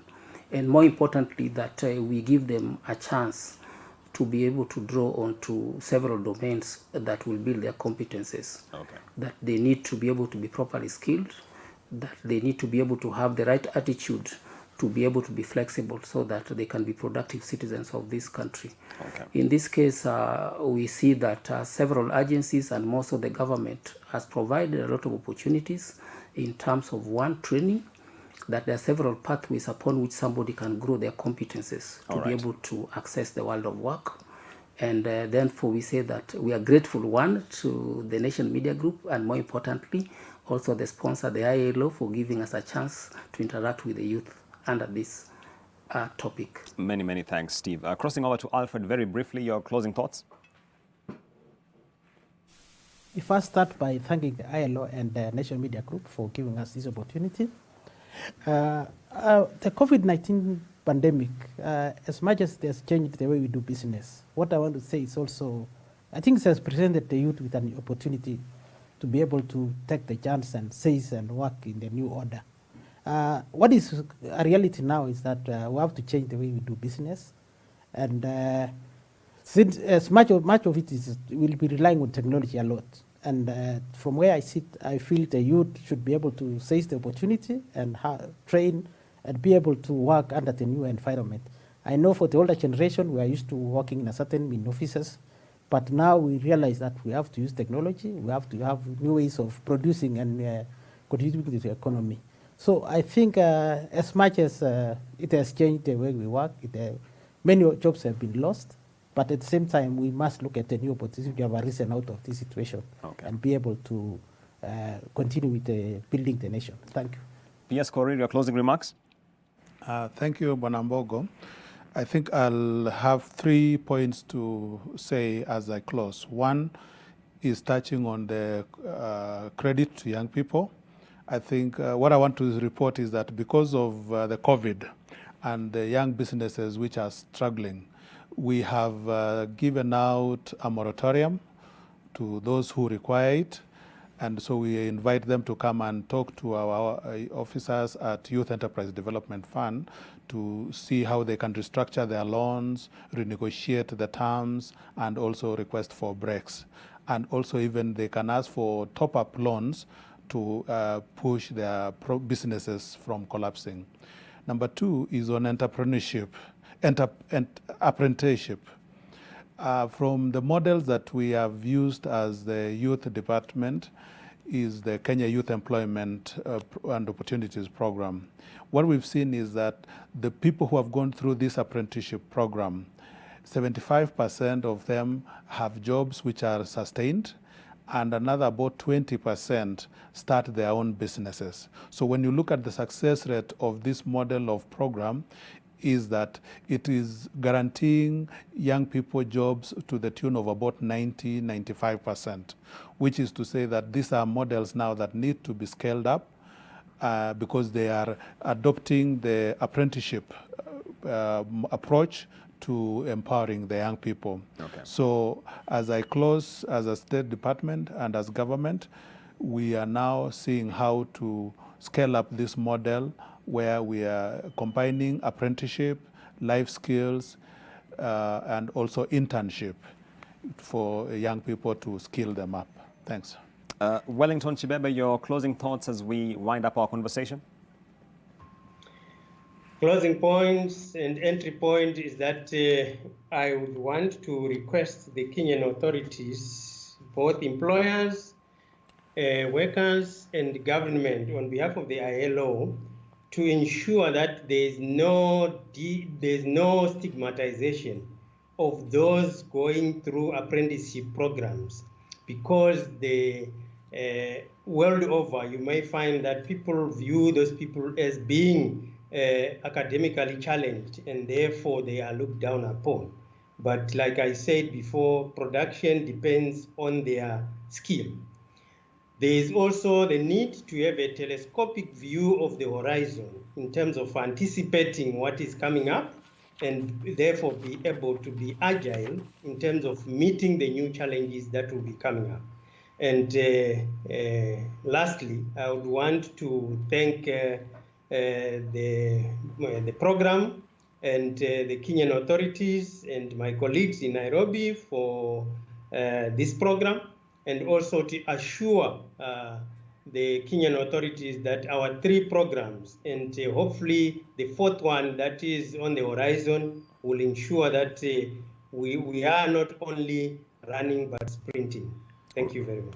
All right, and that takes us to the close of our conversation on the Nation Leadership Forum focusing on the World Youth Skills Day. Thanks to our panelists for creating time to be part of this, and thanks to you for your feedback. Many are asking why we have had a conversation steered by the government and a multilateral agency. Not to worry, tomorrow we'll be having this same conversation with the Kenya Private Sector Alliance, so stay tuned to NTV. News is coming up shortly. You'll be getting all the day's updates on the developments across the landscape. Stay tuned.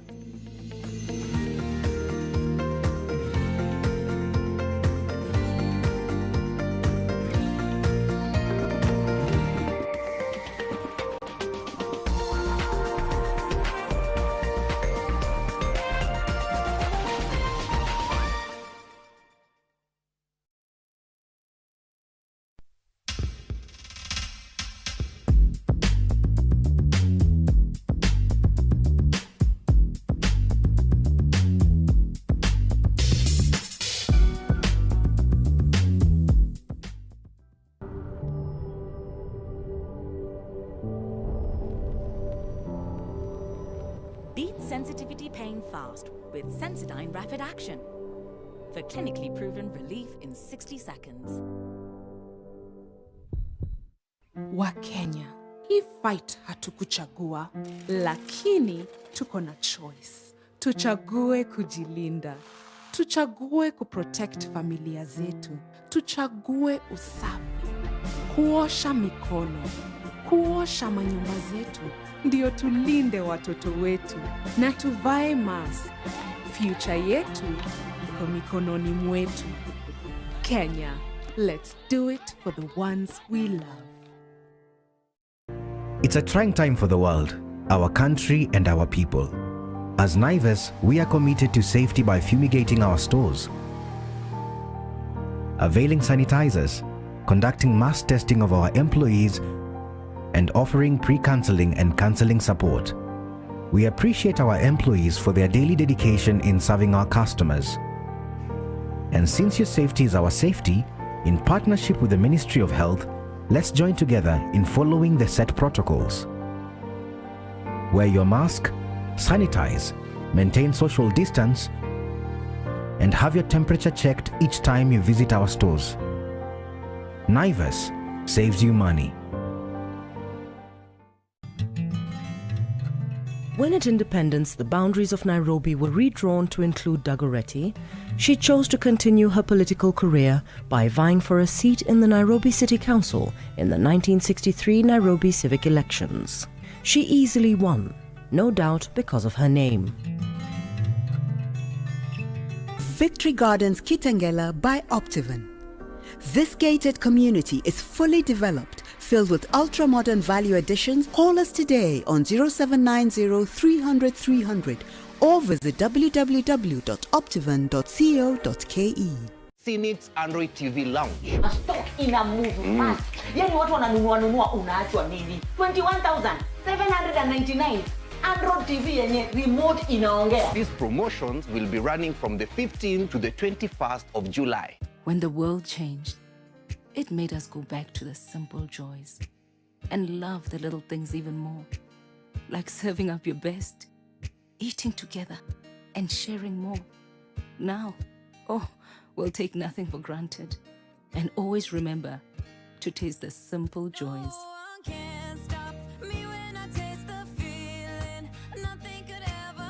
Coca-Cola. Taste the simple joys.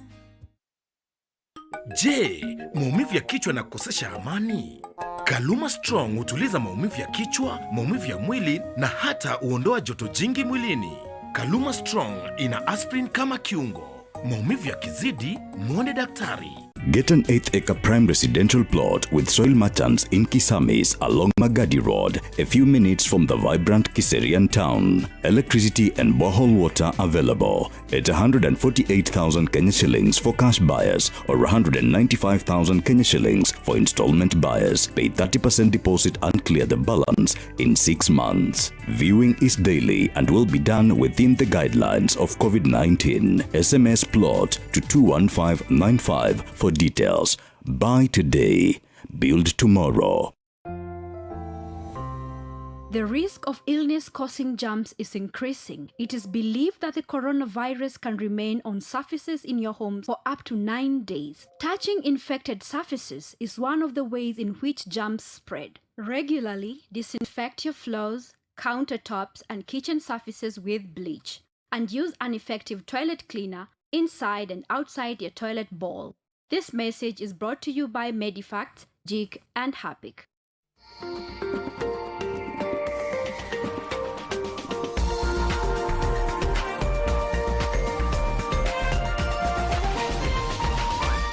This is NTV.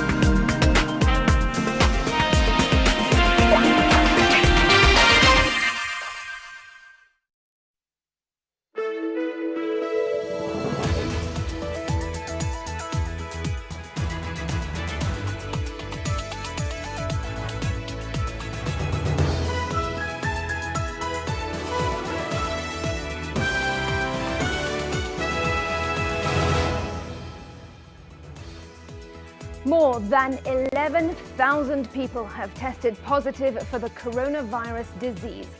The numbers are rising by the hundreds daily.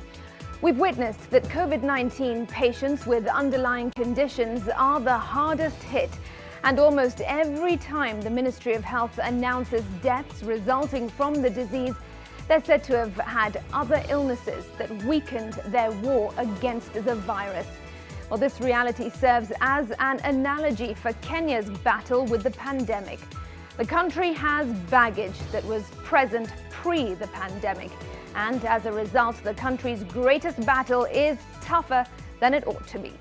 Tonight on Team Coverage, we are counting the cost of unfulfilled promises, corruption, bad Kenyan habits, wanting policy and politics that have affected and slowed down the effectiveness of the country's war. First, the top stories. Tonight, the race to the peak. Kenya confirms another 461 coronavirus cases. Also tonight, local flights cleared for takeoff. We'll walk you through the safety checklist as the aviation industry takes the first careful steps towards recovery.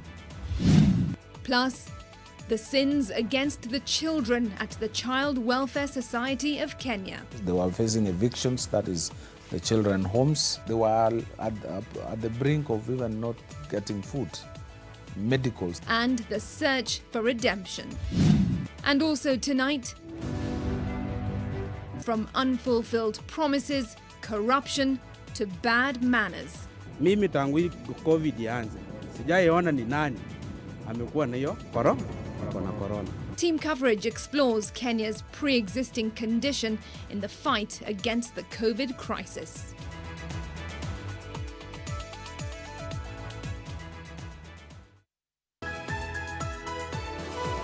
NTV Tonight with Smriti Vidyarthi.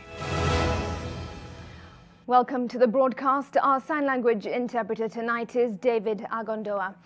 The team on the Team Coverage beat tonight. Our health reporter Eunice Omolo is here in Nairobi, and so is Leila Mohammed and Alex Mwangi. In the county of Kisumu, we have our Lake Region senior reporter Oko Okusa, and also we will be joined by various other teams across this broadcast. That is Team Coverage in a bit, but first, the global numbers. And 13.5 million people around the world have been infected with COVID-19, with the global death toll at 583,000. In Africa, there are 630,000 infections and 13,820 people have died from it. And in the USA, there are 3.5 million cases with 139,000 deaths. And back home, Kenya's COVID-19 caseload has now topped 11,000 on a day that the country registered another high of 461 new infections. The total count of infections now stands at 11,252. 51 more individuals have been released from various health facilities. 7 more patients have died from the disease in the last 24 hours alone, raising the death toll to 209. Nairobi has the largest share of new infections at 248, followed by Machakos, which has recorded 97 new cases. Kiambu County has 20 new infections, while Kajiado has 15, Migori 14, Busia 12, Nakuru 11, Laikipia and Nyeri have 7 new cases each. Mombasa today joined Taita Taveta and Bomet in recording the lowest number of cases with 1 case each.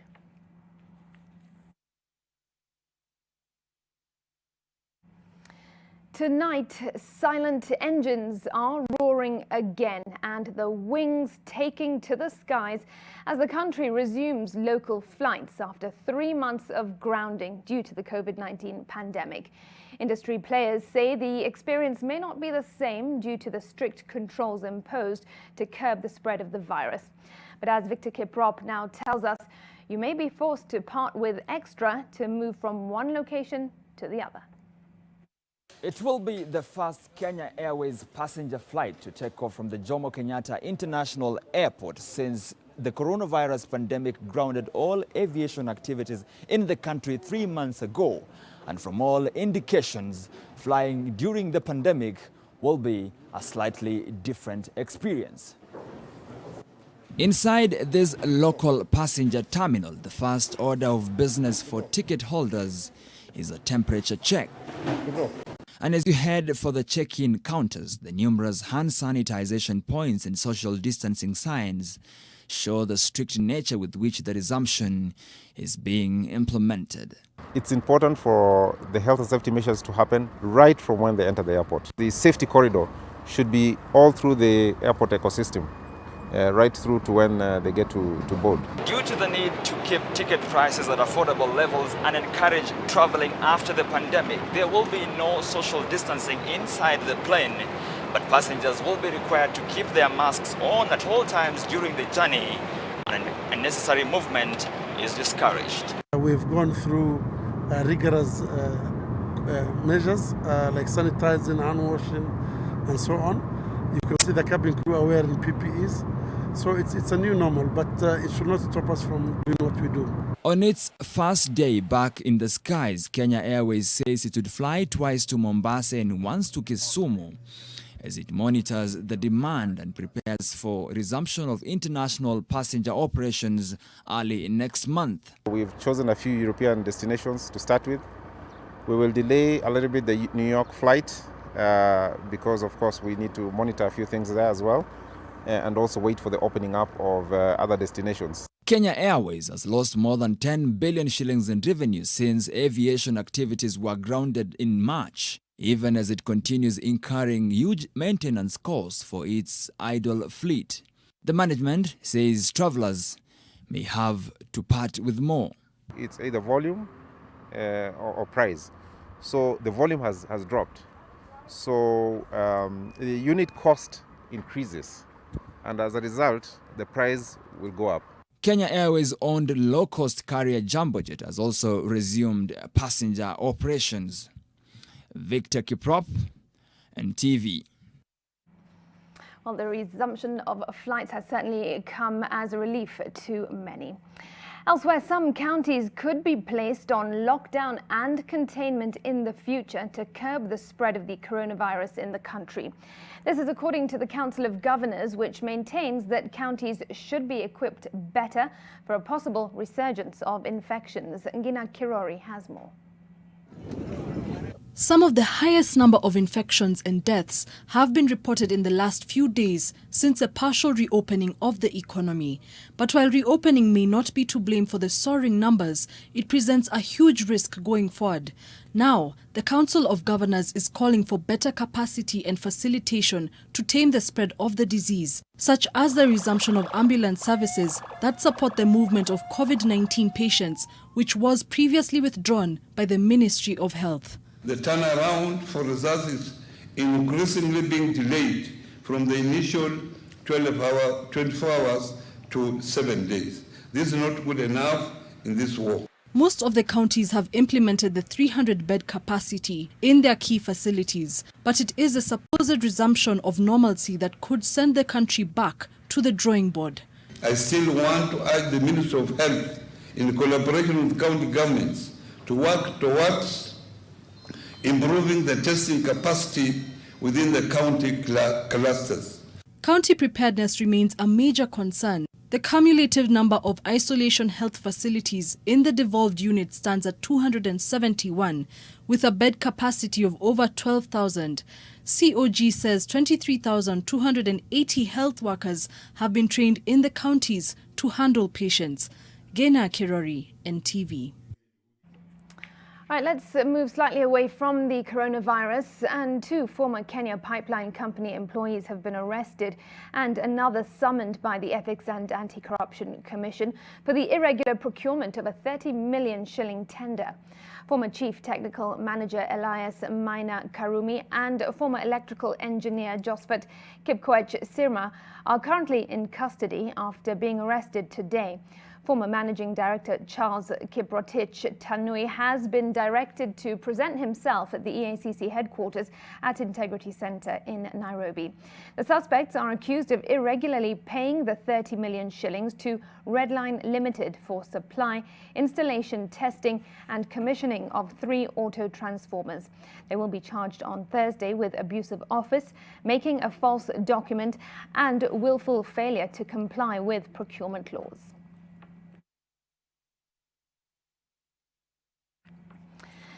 Governor Mike Sonko of Nairobi now wants the Senate to develop a legal framework for harmonious relations between his administration and the Nairobi Metropolitan Services. Sonko claims he has endured blackmail from unnamed individuals within the NMS in the battle for control of the capital. Our senior political affairs reporter Kennedy Mureithi with those details. Governor Mike Sonko appeared before the Senate's County Public Accounts and Investments Committee to respond to audit queries running as far back as 2017. But in his opening remarks, Sonko chose to plead the fifth and ask an immediate adjournment from the committee. The governor has been barred from transacting on behalf of the county, which he says has paralyzed his working completely. Physically, I cannot access my office, Mr. Chair. Mr. Chair was also barred from interacting with my county staff. It is here that he also opened up publicly on the frosty relations with the Nairobi Metropolitan Services, Sonko claiming his capacity to work has been clipped. I'm not here to outshine NMS. They're doing a very good job. I want to repeat again that I'm supporting the president towards this initiative. I'm supporting the Major General body towards this initiative. But Mr. Chair, I want law to be followed. Sonko and a section of MCAs allied to his cause have been accused of erecting roadblocks to deter NMS from carrying out its mandate. Sonko, however, refutes these claims, urging for a legal framework. There is a saying, Mr. Chair, by the youth in Kenya or in Nairobi. They are saying legalize marijuana or cannabis sativa or bangi. Me as the governor of Nairobi, I'm saying legalize NMS. Let it be an entity under the county government of Nairobi, then we give them the money. I think it would be important that we pursue on our own volition as a committee a process that will clearly define the relationship between NMS and the county government. I belong to the committee of reconciliation, and I think if I were to advise you, not in this forum, I will request you to again look for another avenue of reconciliation. Sonko is also calling on the Senate to censure the Treasury on alleged blackmail in releasing funds to the county government. It is our constitutional right for us to be given our monthly or annual allocations so that we focus on service delivery, Mr. Chair. We only transferred 4 functions, not the entire 14 functions. In requesting for reconciliation between himself and the NMS, Governor Sonko has also asked that he should not be painted too much as a failure, as he has prospects of either running in Machakos or Kilifi as governor in the 2022 elections. Kennedy Mureithi, NTV at Parliament Buildings. Well, from that and back to the war against COVID-19, and it is arguably the greatest battle the country has ever faced. It would have been an easier fight if only we did not plunder public resources. If only we did not overlook issues raised by workers in various sectors. If only we had more politicians who were more people-focused and not as egocentric. If only we had a stronger moral fabric when it comes to impunity in the small things. If only. Well, we look at the if-onlys closely in different facets of the Kenyan context. First off, we have our health reporter, Eunice Omolo. Now, Eunice, you've been covering health for a while now, and you have some grasp of the issues at play. Yes, Smriti, over the years we have seen and reported of various concerns in the health sector. Some have been resolved, while others, significant ones, and that are still in bad health. Take a look.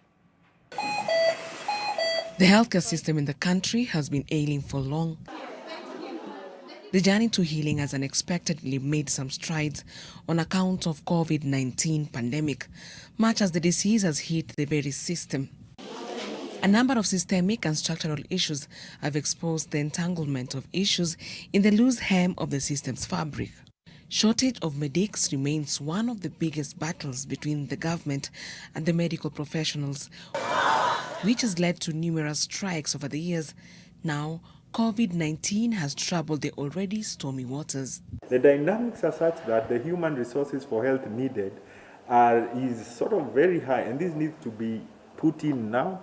Otherwise, you will get people getting COVID, then now there is no doctor to see the people who are coming, and it becomes a negative effect to the community. Now they face the grim threat and reality of contracting the coronavirus disease while on duty. Before the pandemic, a number of hospitals and healthcare workers had raised concern of a lack of protective gear while at work, such as gloves. The reality of the risk is made concrete by COVID-19 related deaths of 4 healthcare workers and the infection of 450 of them. When health workers are at risk, we are all at risk. It is therefore a public health priority for us to understand the risk factors for this vulnerable group to avert further occupational transmission. And implementation of some collective bargain agreements could work against the country's war with the disease. A number of these blamed on the development of health. Problem that has always been there has been non-payment of salaries on time. Almost 80%, 85% of counties in Kenya have not paid June salary. Corruption, including the misappropriation of funds in the Ministry of Health, affected the proper allocation of funding to equip public health facilities with the right infrastructure prior to the pandemic. The issue of corruption, the CS will say cartels in Afya House. But I'll tell him if he doesn't crack the cartels, he will become part of the cartels. Because you cannot transfer a cartel. A cartel must be removed and must be sent to jail. As it is, county governments have been in a race against time to salvage the already spewing burden in the counties. Last week, there are a number of counties that they indicated that they don't have ventilators, they don't have ICU beds. The way of doing this is to have a health service commission, which already projects the needs of human resources for this particular population for up to 2020, and continuously employ trays. When some retire, then you replace. You see, without a fixed kind of system like that, then it becomes very difficult to rationalize. Without a health service commission, healthcare system in Kenya is going to completely collapse. It's in ICU, but very soon oxygen will run out, and healthcare is completely going to collapse. Staff shortage, well, county governments have tried. Had many of these issues been addressed adequately when they were meant to have been, then the country will be paces ahead in the journey of beating the coronavirus disease. A lot of lessons to learn from the healthcare experience. And speaking of lessons, Leila has been looking at Leila Mohammed has been looking at what appears to be Professor George Magoha's toughest examination. Well, precisely, Eunice, this is the toughest, if not one of the toughest tests for a tough-talking professor. And tonight, it is not only George Magoha's answers that are being sought by Kenyans, but the government at large and everyone in the education sector. This is because there have been some underlying factors that are now growing into a mound of underbelly factors that the sector needs to grapple with. Take a look. There shall be no KCPE for the year 2020. The school calendar of this year will be considered lost due to COVID-19. With that declaration, the professor deemed the hopes of hundreds of thousands of candidates who had expected to sit the exams later in the year. As this reality sets in for the learners, the motivation of teachers comes to play as well. And it is made a marketplace as some of the issues are long-standing baggage from the past. The problem is philosophical because we have insisted so much on the rules and the syllabus and the equipment, and we have not seen our teachers as the main resource for education. The COVID-19 is a blessing in disguise because it has opened a gap that we had not anticipated to see. And therefore, it is now an opportunity for government to proactively engage all stakeholders and have a conversation over very serious matters like infrastructure in schools. If we could have achieved social distancing, we would have opened schools. But we can't achieve social distancing. That's why we are delaying for the disease to stabilize among us so that it's not as lethal. And so it is not about infrastructure.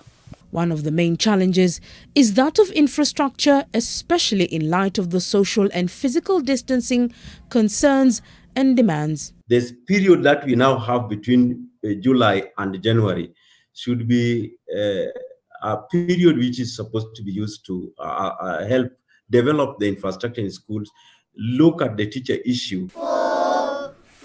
Many are the times schools in wanting conditions have been highlighted, but critics hold that the corresponding reaction has not been matching the needs despite there being resources available. Now with the pandemic dynamic, it becomes an even tougher situation, and more so because the government says it will not bargain on some issues.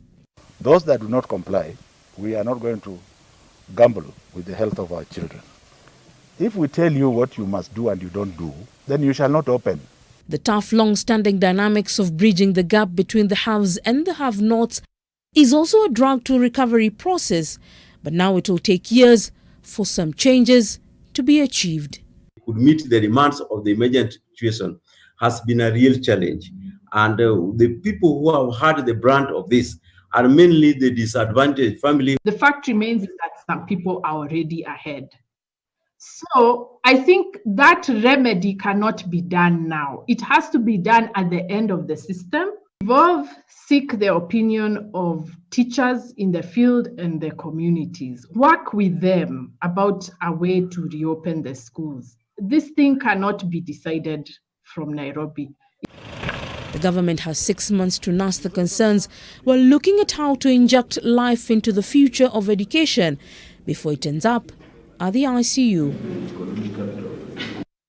So schools are in a tight spot. COVID pandemic has revealed a very soft underbelly that government needs to look into as seriously as possible. Some of the education experts are now saying that education needs to be devolved just like its sister in the health sector. So for now, we take a little break. When we come back on the next side of this break, Smriti will be giving you much more with the team on this week's team coverage, where we're looking at how different sectors have been affected by COVID-19 and what needs to go on.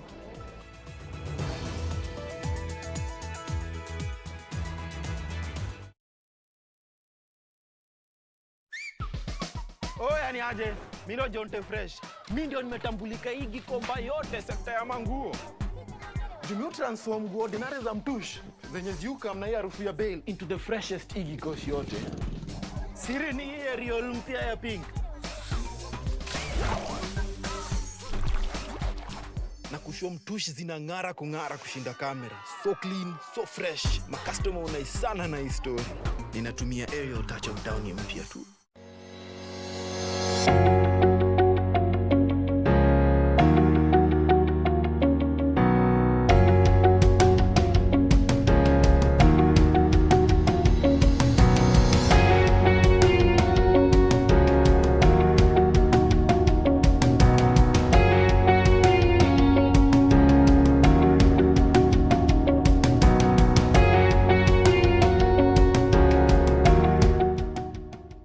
We have continued to receive reports of domestic violence. And I believe that we are in a situation where each one seems to be groping in the dark. There's a certain sense of loss. People are trying to find their feet in this new environment. Life expects responsibility from us and asks us to give the best of ourselves in the circumstances. Our following of Christ the Good Shepherd should enable us to have more compassion and concern for the vulnerable. These are the moments to mind the life of children. May the Lord give us the courage to care for each other and to be brave together, knowing that we are not alone. For the Good Shepherd who shed his blood for us, is with us to give us an assurance of life to the full. Over the past few months, our country has stood together to keep the COVID numbers down. The numbers are important because they decide how the story unfolds. At Safaricom, our numbers also tell a story of hope, resilience, and recovery.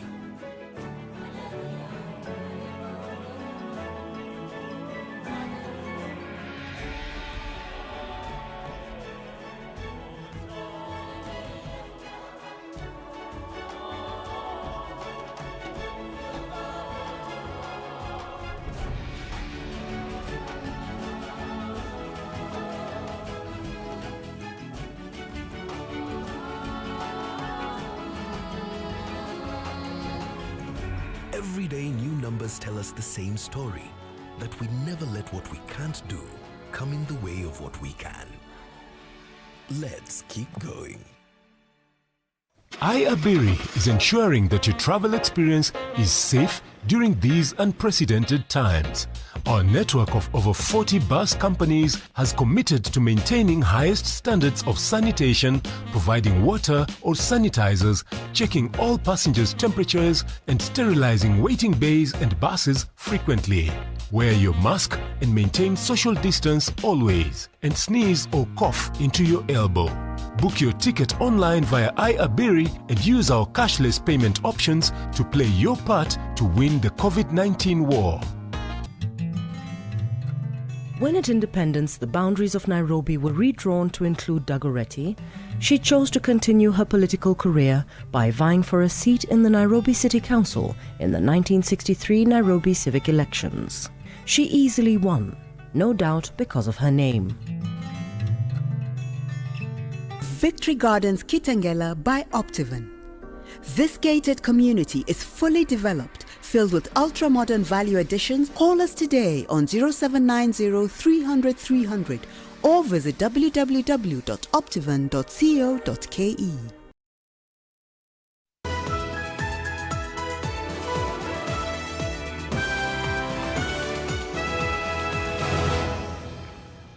Welcome back. This is Team Coverage Wednesday on NTV Tonight.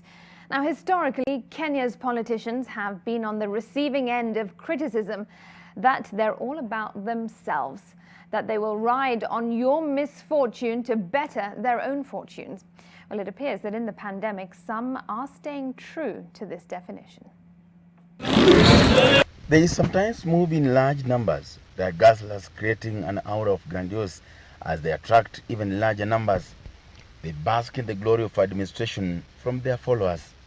In times of disaster, they will make a point of showing up at the scene, and more often than not are subject to criticism that they rush to cash in on political capital.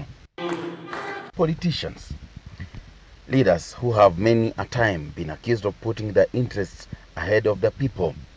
This age-old trait that has been carried into the pandemic situation with Kenyans, right from he who is in the highest office expecting change of heart, acts and tact.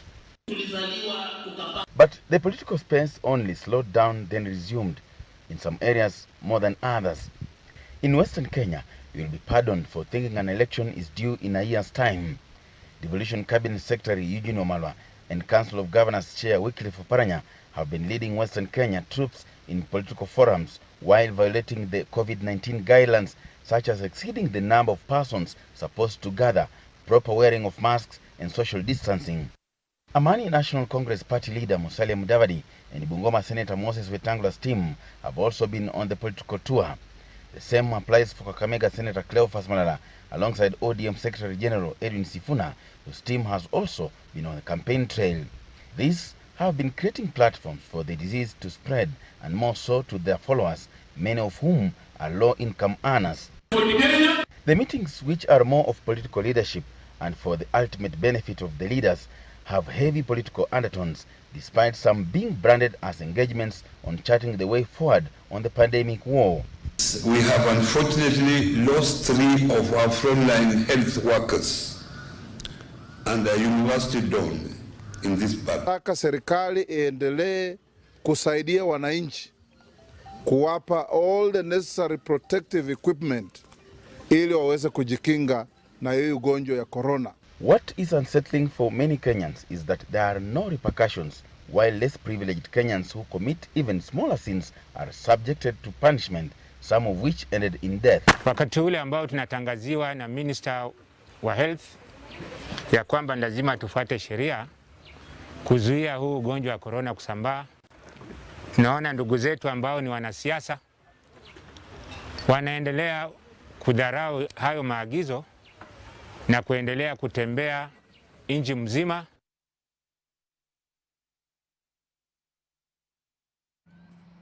NTV's Zakas Mwasame reporting there. And it's not just the politicians with the bad manners, is it, Okusa? Not at all, Smriti. Even the common wananchi have peculiar habits, most of which are clothed in impunity, and these are also taking a toll on the war against COVID-19. A drive on the wrong side of the road and on the wrong side of the law. Floods in the city owing to clogged drainage systems, which in turn are due to integrity going down the drain. The source, people throwing their trash onto public spaces as opposed to designated areas. The examples can be numerous, but the principle is singular. Call it indiscipline, disobedience, or plain defiance.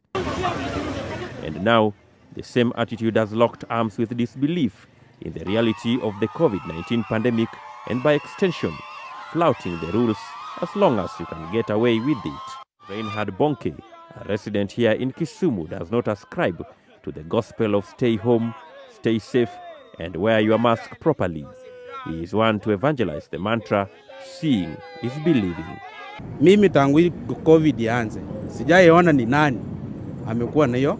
Hawajai niambia ni Mwangi, Omondi, ama ni mimi Bonke niko na corona. But some of his colleagues in the boda taxi business think that what is being interpreted as indiscipline is in fact forgetfulness, and in some cases plainly put, impunity. Kutotii ni kupuuza. Yeah. Na kuna ile kweli unaweza chikuta mko mahali na umesahau ya kuwa kweli kuna ugonjwa ama kuna kitu fulani. Is a new thing we are trying to get used to. Yes, it is uncomfortable, but we can say desperate times call for desperate measure. The issues that bedeviled different sectors or aspects of the Kenyan society before the pandemic struck are now making it even more difficult to battle the monster. Polisi wengi pia wanakulia hapa. Yeah. So mimi sitaki kutoa pesa nipatia polisi each and every time. So nikuvaa tu kitu. What has been referred to as Kenyans' bad habits is a key one. Many will follow rules not because of what the rules seek to achieve, but to avoid the repercussions. They will flout them if they're an inconvenience or will not get them what they want. They argue that the end justifies the means, which means that morality, uprightness, and the best interests of all are disposable. The authorities themselves need to lead by example. Some say this is in Kenyans' DNA. Ironically, a medical reference on what is making the medical war tougher, as the community transmission of the coronavirus disease is made easier by the laxity and approach by many Kenyans while treating it casually, despite repeated calls by government and medics. The rising numbers of the people who have tested COVID-19 positive are partly attributed to the, quote, usual Kenyan way of doing things. Well, all said and done, a lot of these things boil down to money and the planning around it. Alex Mwangi, being a business journalist, from your interactions with some of these experts, what do you think could have been done differently to make life easier during these tough times? Yes, Okusa, there's more that could have been done. Many economies have been pushed to their knees with massive layoffs and stimulus packages being the order of the day. Question now is, what do policymakers in government need to take into account going forward to avoid the hard-hitting blow of a pandemic? On the fiscal side, how do you think governments can prepare better for pandemics? Really, the question is do we have a contingency fund? Can we have a contingency fund? Because nobody knows when you'll have a pandemic or you'll have a national disaster that requires use of these funds. Almost 2 months ago, President Uhuru Kenyatta announced the initial 53.7 billion shilling stimulus package to tackle the COVID-19 pandemic. Judging by the size of our economy, what's your take on the current level of the stimulus package that has been provided by the government so far? If you have to look at the tax incentives that were given sometime in April this year, the World Bank has suggested that government is going to be foregoing about 140 billion shillings or thereabouts. So if you combine the two of them, 200 billion shillings worth of stimulus, that starts being significant. However, when you look at it broadly, comparing it globally, you think about the US having a stimulus of 15% of the GDP, then it starts telling you that Kenya's is still not as much as would have wanted it to be. For the sustenance of financing the economy, Kenya, like many other nations, is hooked to borrowing, both domestic and foreign. The country currently spends over half of its revenue servicing debt. We can actually not borrow ourselves into prosperity, but just borrowing without redirecting that money into private enterprise, into the agricultural sector, into tourism, to reopen all the tourism that has enterprises that have shut down is actually not going to be helpful to us as a country. What's your estimate of the amount of money that we lose to corruption annually? About 4 years ago, the estimates were about 1/3 of our budget. So if you had to put that into context, and assuming those numbers are still accurate, you're talking about a third of a 3 trillion budget. That's about 1 trillion shillings. So without a doubt, if we were to plug in these holes from corruption, without a doubt, this country would jump into middle income status tomorrow. Do you think the amount of money that we lose to corruption annually is sufficient to cater for the pandemic's expenses? If we were to channel those funds to the disaster preparedness fund we talked about, to addressing pandemics, we'd certainly be in a much better place as a country. Many promises, plans and proposals. Now it is a case of put your money where your mouth is. Smriti? All right, Alex, thanks very much. And thanks to the entire team who participated in Team Coverage Wednesday. Join the conversation every Wednesday night. But tonight's topic continues online, the hashtag counting the cost. At this time, it is a moment now as we take a break on NTV Tonight. But you've got to see this. It is nature at its best, a delightful view of dozens of dolphins that were spotted swimming in the waters of the Valparaiso Bay in Chile off the coast of a tourist beach. Just take a moment now to appreciate the wonder of nature and marine life.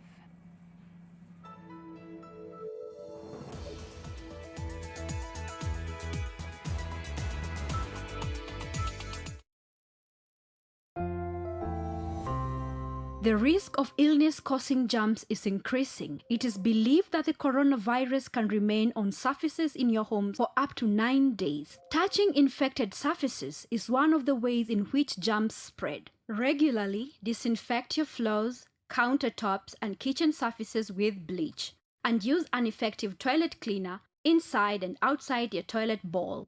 This message is brought to you by Medifacts, Jig, and Hapik. So vile nasema, wacha nikubatie statistics. Niko na gamia 1,500. Tunakuwa drapo gamia na kuwa 6,000. 2,000 natengeneza leather, natengeneza viatu, wallet, kibeti, nauza hapa, na batia wewe 50%. Wacha niweke credit nikupigie. Namna gani wewe? Hii mambo ya kuishiwa na credit kila saa? Come on. Nunua hiyo simu ya Vodafone. Calling fiber to fiber is 0 shillings per minute. And it is not expensive. Only 2,999 Kenya shillings. Alo hali wa. Hata fadhali hiyo credit ikae ninunue simu basi. Faibika leo na Vodafone for only 2,999 Kenya shillings. It will always be free to call fiber to fiber.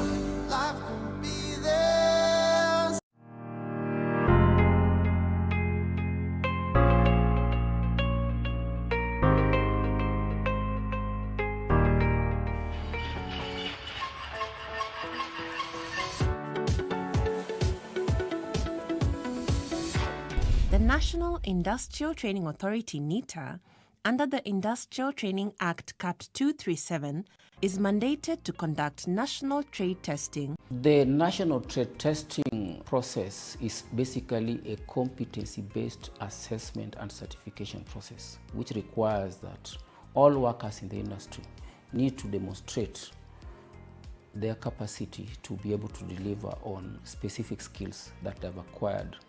This is a very key scheme and a key function of NITA, and every year we test about 50,000 workers, many of them coming in for grade 3, a number of them coming in for grade 2, and quite a number coming in for grade 1.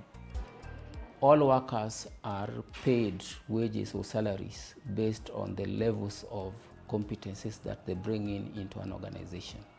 And therefore, for the purposes of collective bargaining agreements, it is recognized that certificates like the national trade test can be used for collective bargaining agreements purposes, so that you can agree that a worker that is skilled to this level then can be compensated in terms of wages and salaries to this extent.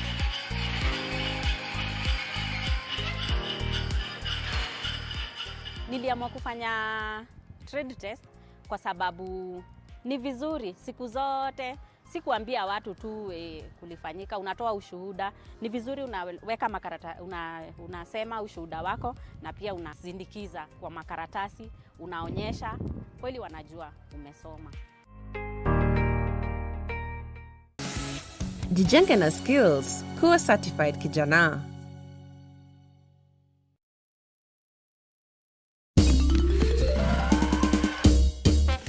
Sona moja imetengenezwa kwa njia spesheli ili kupambana na maumivu kwa haraka.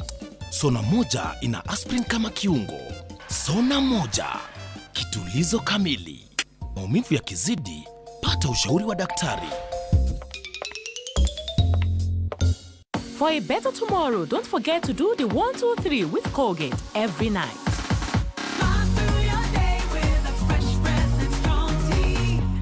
Here we are, living in the moment. And here we are, dreaming in the open. Now look around, isn't this a new day? Make a move, doing things a new way. A new way. 'Cause this is our world, and this is our time. These are our plans, we're gonna let them shine. This is our place in the human race, and we won't stop dreaming. No, we won't stop dreaming. The future of our nation relies on your dreams and our steel. Sonko Group, at the core of every construction. NTV Business News in association with Kenya Ports Authority, growing business, enriching lives. Welcome to the business news. Members of Parliament now want the relevant laws amended to ensure that the Office of the Auditor General does not remain vacant for long when the sitting office holder exits. The lawmakers cited the delayed appointment of a new Auditor General to replace Edward Oko, who retired last year, which they say has put the accountability in management of public funds in jeopardy. That this is a very important office. And I think as a country, we stand indicted that we could have a system that allows this office to remain vacant for all these months. This is something that we seriously need to fix, because there is no way you can guarantee accountability in the usage of public resources without the Office of the Auditor General having an office holder, not leave alone even substantive. We have not been having even anyone in acting capacity. If the office of the DPP becomes vacant, if the office of the Auditor General becomes vacant, then we have to wait. So we must amend the Audit Act, we must amend the Constitution, if that has to be, to make sure that we create a transitional mechanism that 6 months, 8 months to the exit of the Auditor General, because they have a tenure of office, that the recruitment process starts.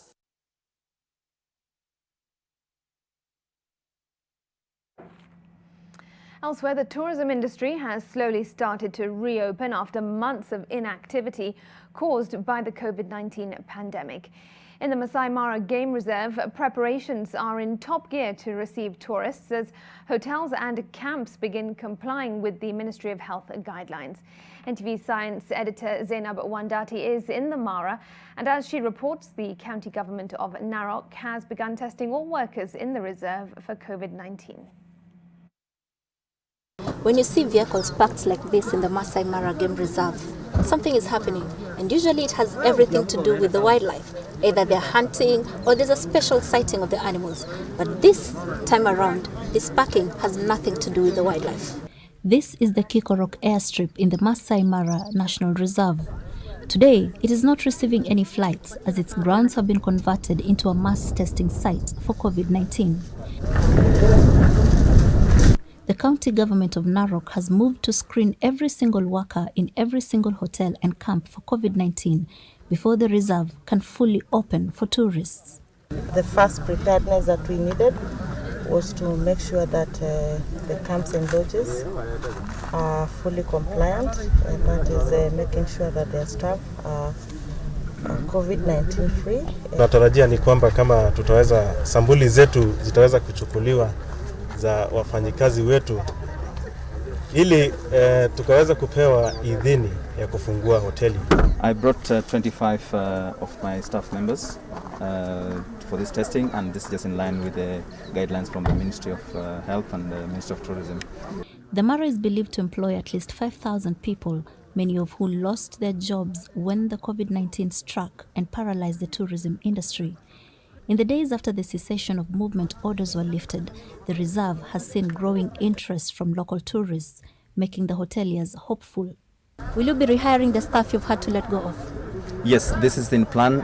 We are very, very clear. Actually, we don't call it letting off. We actually just basically had to put a bit of a pause onto the entire structure. Kila mahoteli ikipata hizo permits za health na dunia inji ifunguliwe, tunatumai ya kwamba kazi itarudi kama kawaida.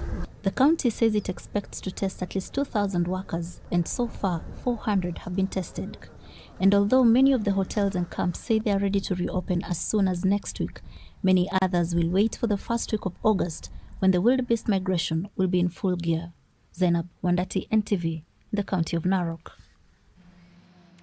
Now, Kenya's social protection kitty has received a shot in the arm following a 200 million shillings capital injection from development partners aimed at strengthening the country's capacity to cushion those adversely affected by COVID-19.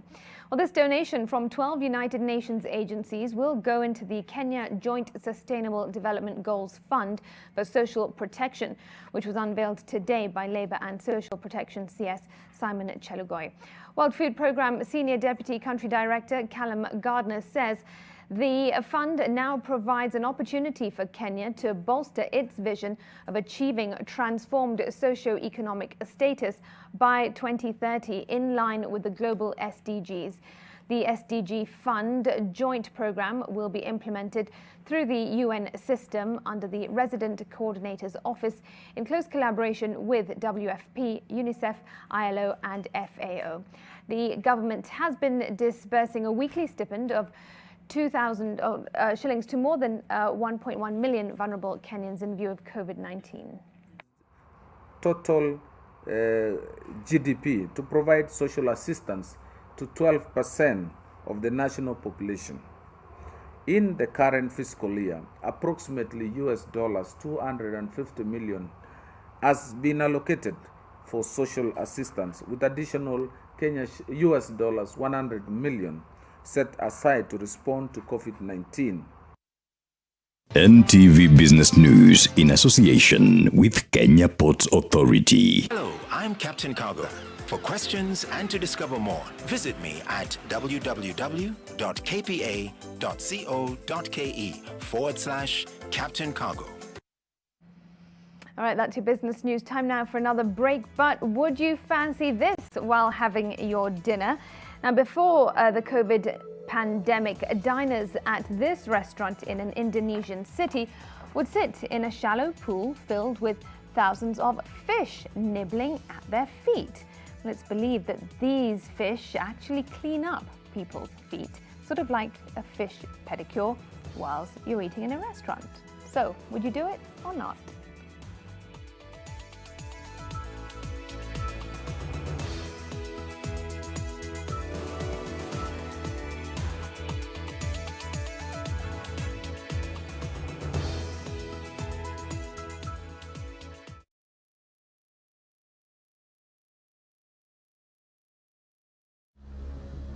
Like every mother, I'm worried about dangerous insects, especially mosquitoes, which spread diseases like malaria to my loved ones.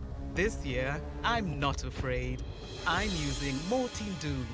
Mortein Doom All Insect Killer provides protection in seconds. Not even a single mosquito is spared, because even one mosquito bite can cause malaria. Mortein Doom provides protection in seconds.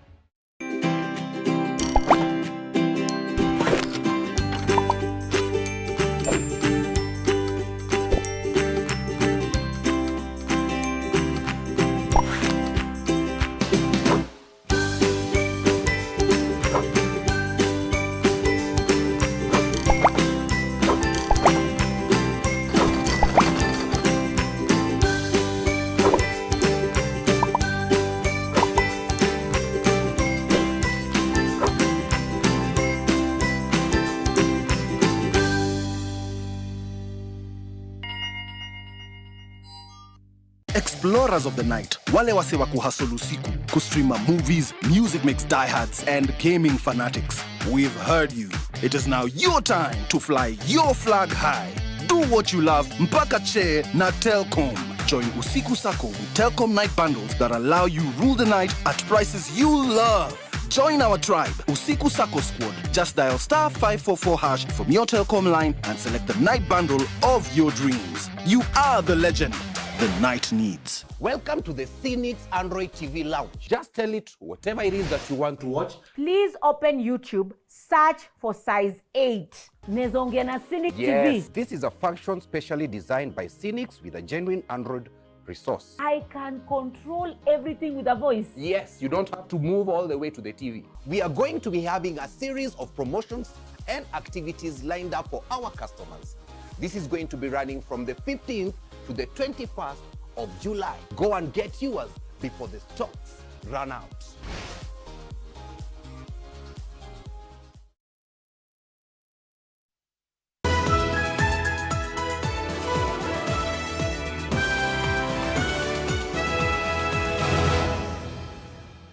Welcome back. The Ministry of Labour and Social Protection has constituted a task force to probe and address the operational shortcomings at the Child Welfare Society of Kenya, which have left hundreds of orphans and vulnerable children in limbo. Cabinet Secretary Simon Chelugoi says the management tussle has affected child rescue and protection programs at the state corporation. Zainab Ismail has more. It has been a protracted battle for control of the Child Welfare Society of Kenya ever since disturbing child rights abuses and misappropriation of funds were revealed by the media. CEO Irene Mureithi has been in an all-out fight to keep her position. Her suspension to allow for investigations and streamlining of operations and the subsequent court battles have thrown the organization into a spin. At one point, bank accounts holding billions for rescue and protection programs were even suspended. We closed all the accounts, consolidated all the accounts under Kenya Commercial Bank as directed by court, and we now dispersed the 169 million that we had to enable payment of salaries. They were facing evictions, that is the children homes. They were at the brink of even not getting food. Medical, some of them have some certain medical, continuous medical attention and treatment. With two different boards fighting for control, one a board of trustees and the other appointed by President Uhuru Kenyatta, reaching a consensus has been a hurdle. There are two legal instruments here that cannot sit on the same table. The trustee deed and the board of the legal notice. I've received all the nominees. The board of trustees nominated 4 people. The attorney general nominated 1 person. The head of public service nominated 1 person, and also the national treasury. Then we'll also nominate 2 people or 3 people from the mother ministry, the Ministry of Labor and Social Protection. And we'll also bring in a few experts to enrich. Now, it's time to fix things once and for all, CS Chelugui says. Now we want to go deeper now to operations, as the task force is working on the overall and future way of running the organization. An NTV investigative piece, Sins of Saviors, aired last October, revealed the extent of child rights abuses, especially those related to healthcare. Then there is a questionable spending of billions allocated to the state corporation since 2014, currently being looked into by the Directorate of Criminal Investigations. Zainab Ismail, NTV. Omar Lali, the suspect in the supposed murder of Keroche Brewery's heiress Tekra Muigai, is to appear in Garsen High Court tomorrow to face murder charges. The Office of the Directorate of Public Prosecution says it has a watertight case against Lali based on the evidence collected from the scene of crime. Kevin Mutai reports that the suspect is to take plea a day after the court ordered for a mental assessment. Sources inform NTV that an investigations report has been handed over to the Office of the Director of Public Prosecutions, detailing all suspected angles in the mysterious death of Tekra Muigai, the daughter of the Keroche Breweries couple. The sources say DCI detectives believe they have compelling evidence to charge Tekra's boyfriend, Omar Lali, with murder. Detectives say they were alarmed by the discrepancies in Omar's statements. According to our sources, Omar called Tekra's parents on the 23rd of April 2020, notifying them that their daughter had sustained an injury after she allegedly slipped and fell down the stairs. In another statement, Omar allegedly claimed that Tekra was drunk on the night of the incident. But detectives say the autopsy report contradicts the narrative that Tekra allegedly slipped and fell, noting that both pathology and toxicology reports indicated the otherwise. While building up the case, homicide detectives visited the apartment in which the incident occurred in Shela, Lamu County, and examined how Tekra sustained the head injury after the alleged slip.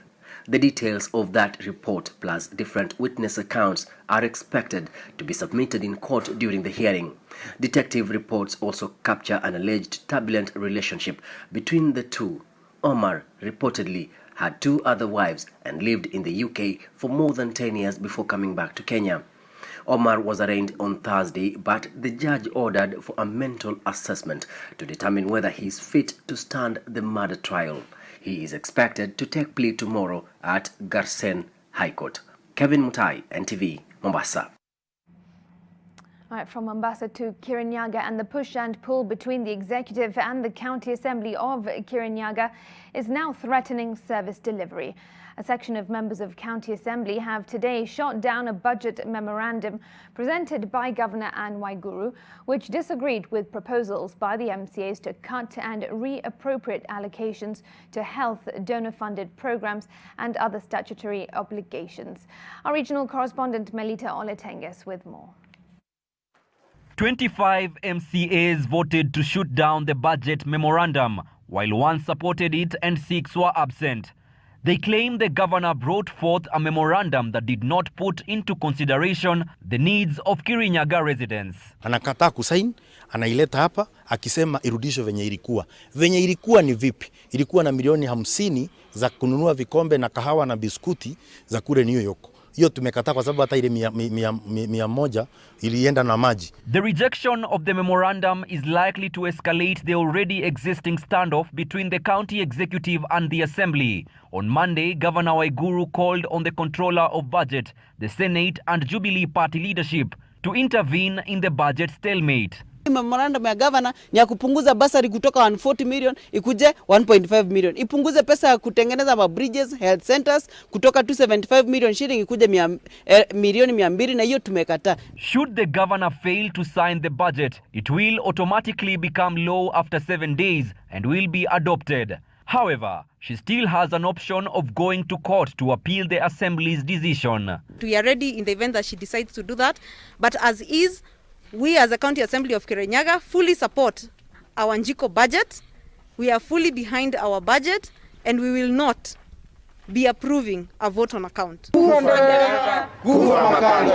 MCAs have also vowed to collect signatures to petition President Uhuru Kenyatta to dissolve the county government.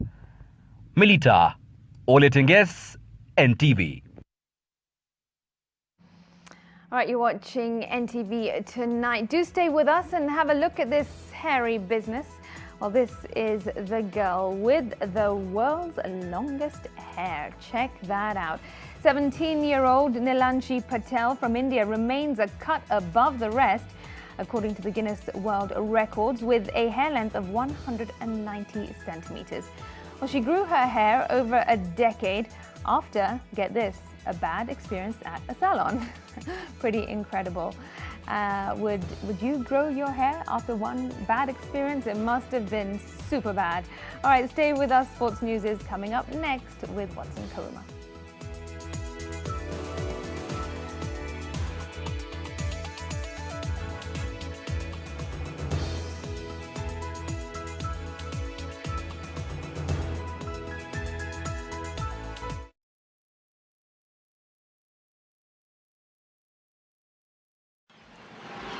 Hello, I'm Captain Cargo, your guide at Kenya Ports Authority today. I'm here to help you navigate through all the shipping and cargo processes at the port of Mombasa with utmost ease. So, if you want to know about our marine and cargo services and tariffs we charge, if you want to learn more about the cargo clearance processes for imports and exports, or if you're interested in our customer service standards, I'm Captain Cargo, always happy to show you the ways of the Port of Mombasa. For questions and to discover more, visit me at www.kpa.co.ke/Captain Cargo.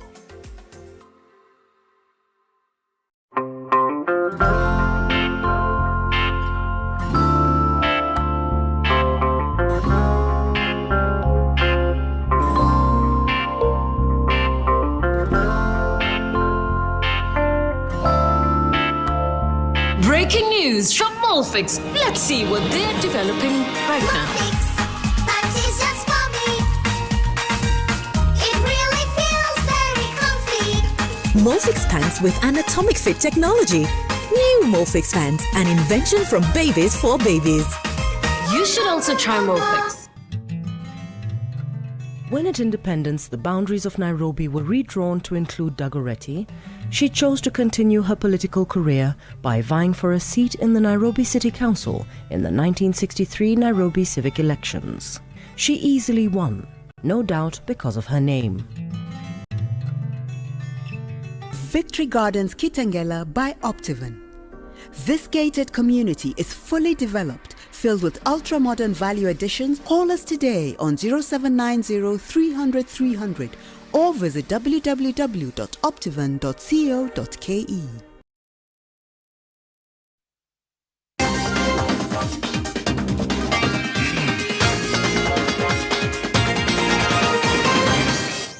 Welcome to NTV Sport. I'm Watson Karuma. Women's 5,000 meters world champion Helen Obiri and men's 3,000 meters steeplechase world champion Conseslus Kipruto have been entered for the Wonder Diamond League event in Monaco for the 14th of August. Obiri, who is also the Commonwealth and African champion and the Olympic champion Kipruto, are the Kenyans lined up for athletics action next month. Obiri will compete against 10,000 meters world champion Ethiopian-born Dutch Sifan Hassan, among others. The athletes, even though listed to compete, have to decide whether they are ready for competition. Now, I'm sure we miss going to the stadium where we can watch our favorite teams play. Well, Football Kenya Federation is working on a plan to resume football activities in the country. Football boss Nick Mwendwa has been meeting various stakeholders in a bid to draw up a working formula and update the members on the just published FIFA 2020 COVID-19 protocol. In the last 2 days, Mwendwa has met representatives from Central, Eastern, Western and Nyanza regions.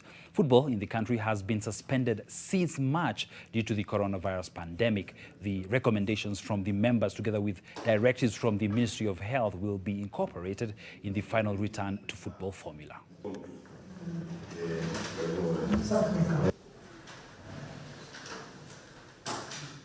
The final of the 2020 World Cup will be played on the 18th of December with a kickoff set for 21st of November. The schedule for the first ever World Cup to be hosted in the Middle East was announced by FIFA today, with Al Bayt Stadium in Doha hosting the opening game of the competition. The group stages will be played over a 12-day period with up to 4 games played per day. Qualification for the 2020 World Cup is yet to be played.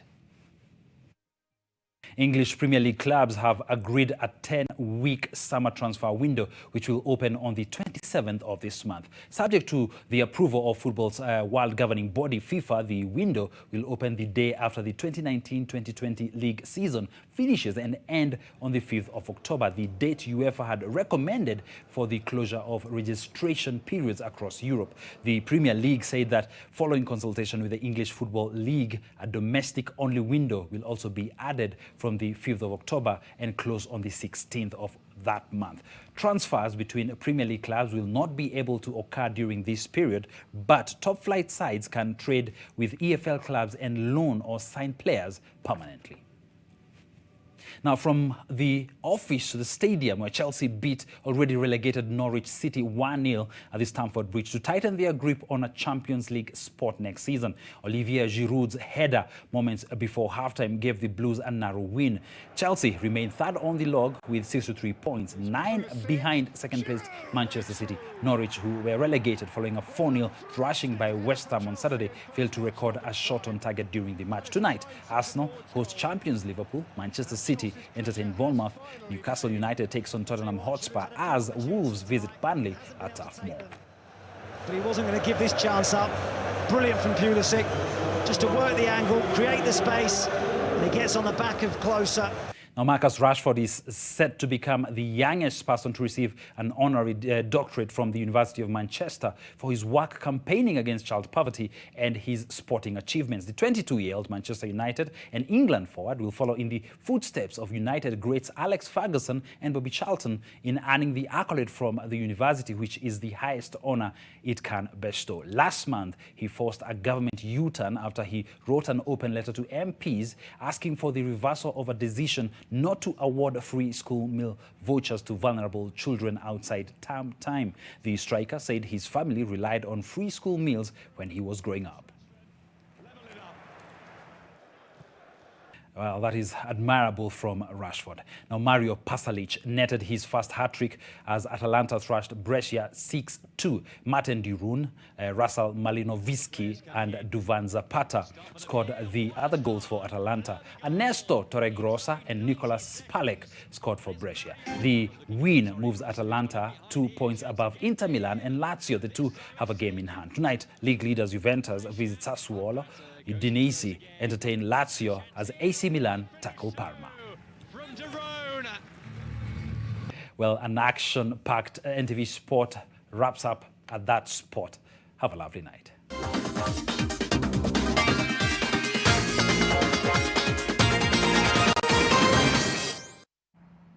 And that is all we have time for this Wednesday night. Thanks so much for your company on NTV tonight.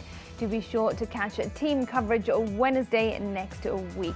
David Agondoa has been our sign language interpreter, and also Flora Atieno joined us tonight. I'm Smriti Vidyarthi. Zainab Ismail will be with you tomorrow. Do ensure you keep safe, wear your mask, social distance, and wash your hands. Bye-bye.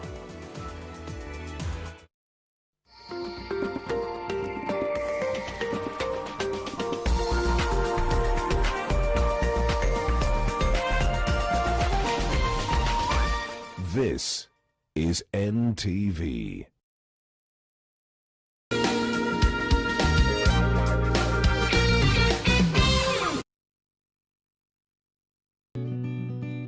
help women find independence by training them in fish farming. It's tough on my back, joints, and can cause headaches.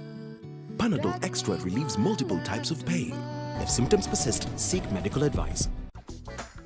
Pata 50% extra credo bila expiry ya kupiga na ku-SMS across networks. Piga star 444 star scratch card pin hash. Na kama ni M-Pesa star 444 star 2 hash. Safaricom for you. This is Fact Finder from the BBC. More Africans are going online, but how do they access information with low speeds and internet shutdowns? A Kenyan MP wants to police Facebook and WhatsApp groups due to offensive content online. So, is your phone listening to you? Myth or fact? We'll find out. Get an 8-acre prime residential plot with soil merchants in Kisamis along Magadi Road at 148,000 Kenya shillings for cash buyers or 195,000 Kenya shillings for installment buyers. SMS plot to 21595. When at independence the boundaries of Nairobi were redrawn to include Dagoretti, she chose to continue her political career by vying for a seat in the Nairobi City Council in the 1963 Nairobi civic elections. She easily won, no doubt because of her name. Victory Gardens Kitengela by Optiven. This gated community is fully developed, filled with ultra-modern value additions. Call us today on 0790 300 300 or visit www.optiven.co.ke. Along came love. Don't you see that this could work for both of us? Look, I can keep the vid, and you get Lisa, and we're all happy forever. Lisa only has eyes for David. That's impossible, Graciela. Mother, I thought you were capable of anything but stealing? You're stealing from your own son-in-law? What are you talking about? You are the one who wants to steal your sister's husband. You call that decent? I can't believe what I'm hearing. Lisa, I don't know. What kind of family do I have? A thief and a tramp? Is this for real? Along came love. Along came love. In association with Blue Band Peanut Butter.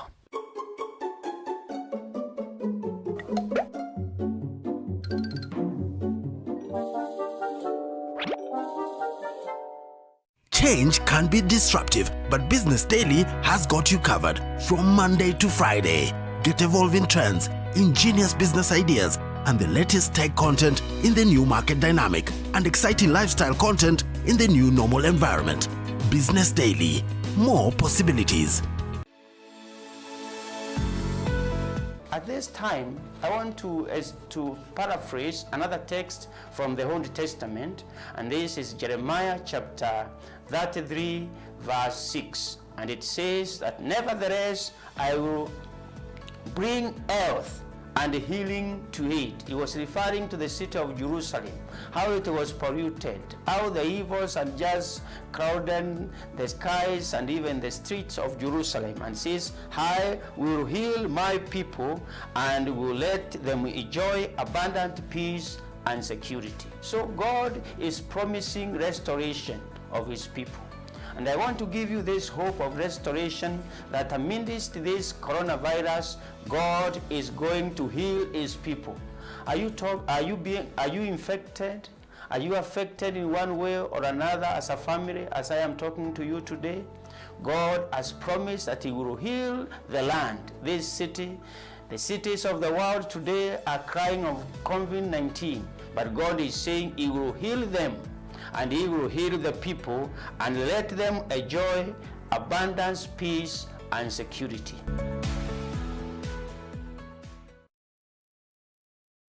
Madam, ulikuwa umesema ni emergency, umenitoa nyumbani nikupatie remote. Unatuibia sisi? Madam, hapana. Sisi tunakulisha? Tunakupatia. Tomi. Ni mimi Kush. Nitadeal na wewe one on one. Get an 8-acre prime residential plot with soil merchants in Kisamis along Magadi Road at 148,000 Kenya shillings for cash buyers or 195,000 Kenya shillings for installment buyers. SMS plot to 21595.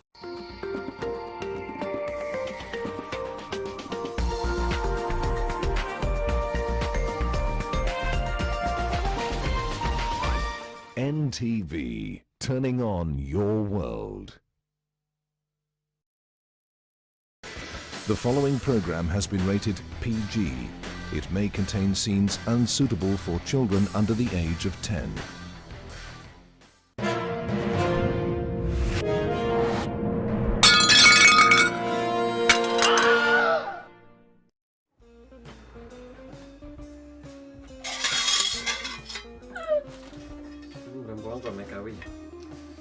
So one for me and one for my camrembo.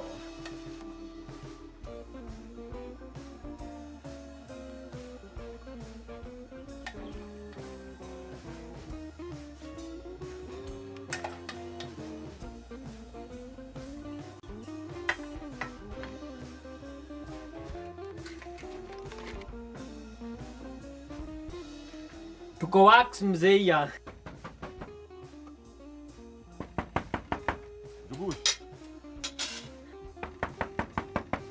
Jugushi tuweze hizi bwana. Fungua mlango. Yaani watu sasa kwa chakula.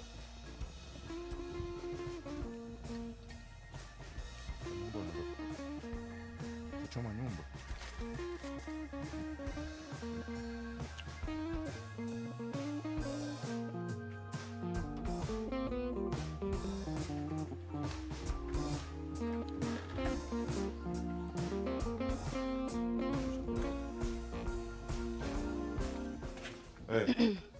Naweza ingia? Njugusha kwa wapi? Si yako huko ndani? Hayuko hapa na simu yake ashiki. Oh, nilikuwa simu yake nilikuwa nimeenda nayo soko. Kwa nimeenda sema. Haya, hebu tuingie tumngoje, ninaja naye sana. Hapo kwa kuingia. Si tukae tu hapa. Nataka kuspray huko ndani manzi. Huko tunaishi wanne, Wanne? Na mnatoshea aje watu wanne hapa ndani? Ni mimi, Njugush, Mende na Panya.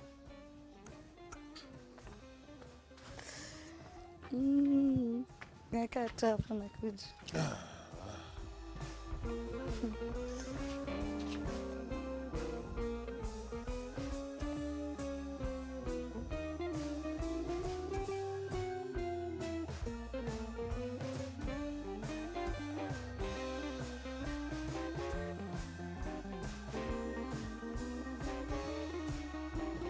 Si unaweza kulanga hii.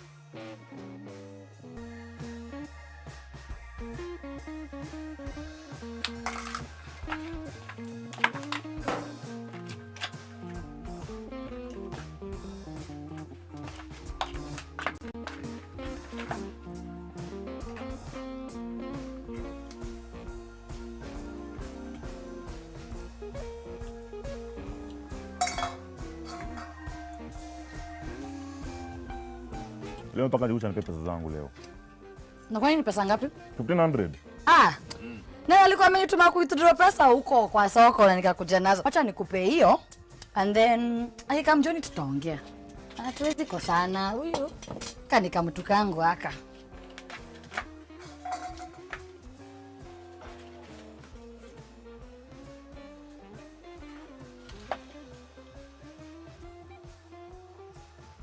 Ai.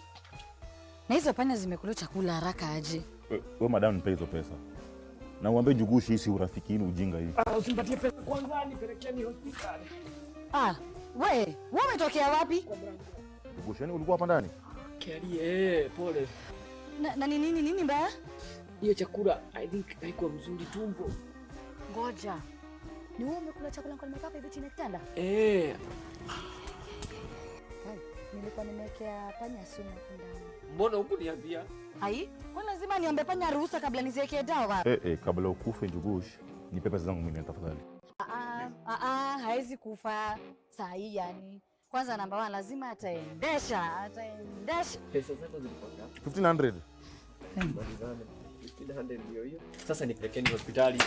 Tumbo inazidi. Sasa unajua hatuna do ingine, lazima tuchange pesa ya taksi. Kiali unataka watu wasemange ulikuwa nikienda. Na wewe ni rafiki yangu. Wewe ni rafiki mgani unaniacha sasa hivi niko na hii itakuja na interest ya 500.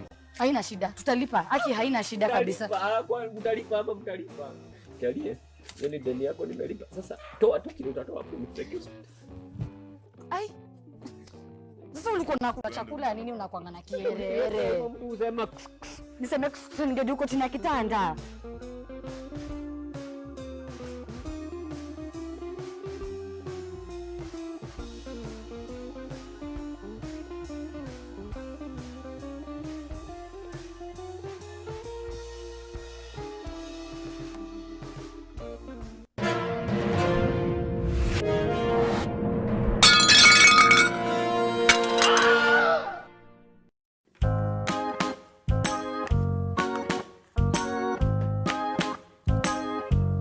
Wewe, hiyo masaa yote bado hujamaliza kupika mayai. Kusema kweli, nilikuwa nataka kupoeshea customer chai sababu unaona amekuambia umpoeshe. Wapi mandazi? Mandazi ndio hii. Hebu peleka sukari kwa meza. Hello customer. Njuguna, mandazi. Mandazi ndio iko karibu kuiva mama. Hebu sikiza. Naenda kwa wholesale kuchukua maragwe. Nikirudi, nipate umepika hizo chapati zote. Kama utaki kazi useme. Kuna watu wengi sana wanatafuta kazi hapa nje.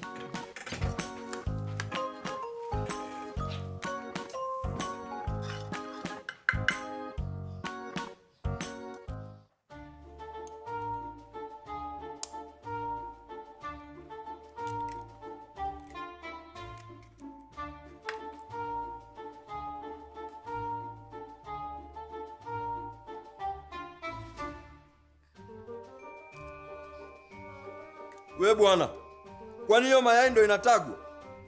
Ikitegwa sitaanguka. Jokes. Anyway, hii moto ndio inafanya polepole. Wacha nipepetee hii gas ndio ipike haraka. Wacha upuzi bwana, hebu niletee mandazi 3 hapa na unifungie chapo 4. Hiyo bili yangu ni ngapi? Bili yako. Chapati ulikuwa unataka 3 ndio hizo. Nini nyingine? Chapati, hiyo ugali nimekula ni 120. Chapati ndio hizo nimekujenga 120 plus 30 na ulikuwa umeitisha chai 2, hiyo inakuja 6. Yote inaweza kuwa 270. Inaweza kuwa 270. Inaweza kuwa 27. Customer. Nani nakuwa mbaya na mtu anakuja hapa anaitisha hiyo chakula yote. Alafu hataki kulipa bill. Kwani shida ukua wapi? Na mai imegeuka makaa. Nitaambiaje mama je?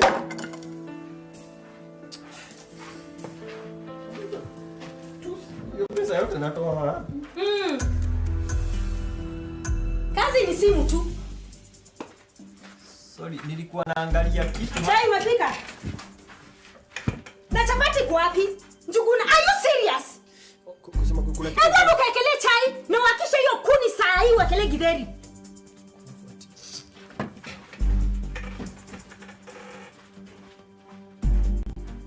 Na kuna pesa customer amepotea nazo. Wacha nichukue kuni hapo nje. Hiyo pesa nitatoa wapi?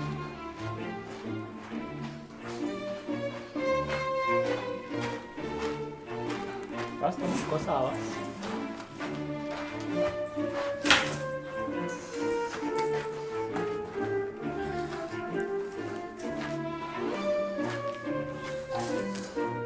Kidogo tu niwashe moto ya githeri.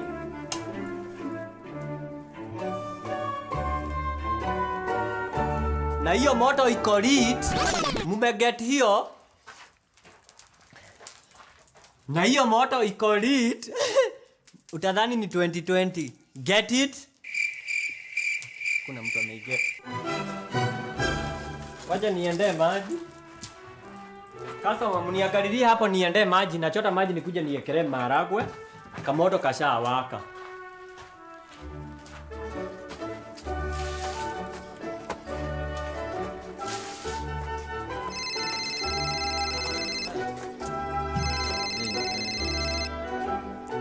Hello madhe. Nimekelea maharagwe. Nimetoka kuchota maji, sasa niekelee chai. Chapati pia. Ngoja. Kuna moshi. Ngoja. Aui! No! Nini inaendelea? Nini inaendelea? No! Kijana, asante. Sasa juu nimekuzimia moto, utangoja nikulipe bili?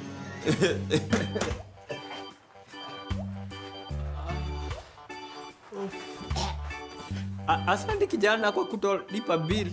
Asante kwa kuhepa na bill. Sasa mama Jane, haki imechomeka chini yote. Kapeti yake imeenda hivyo.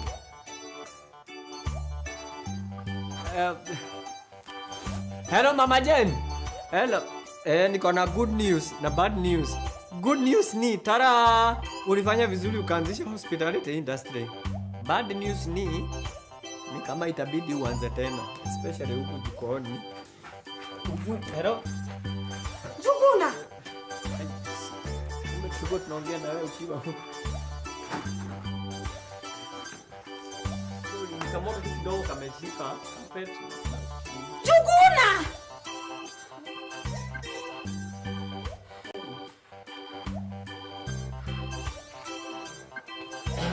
Nasikia kukohoa.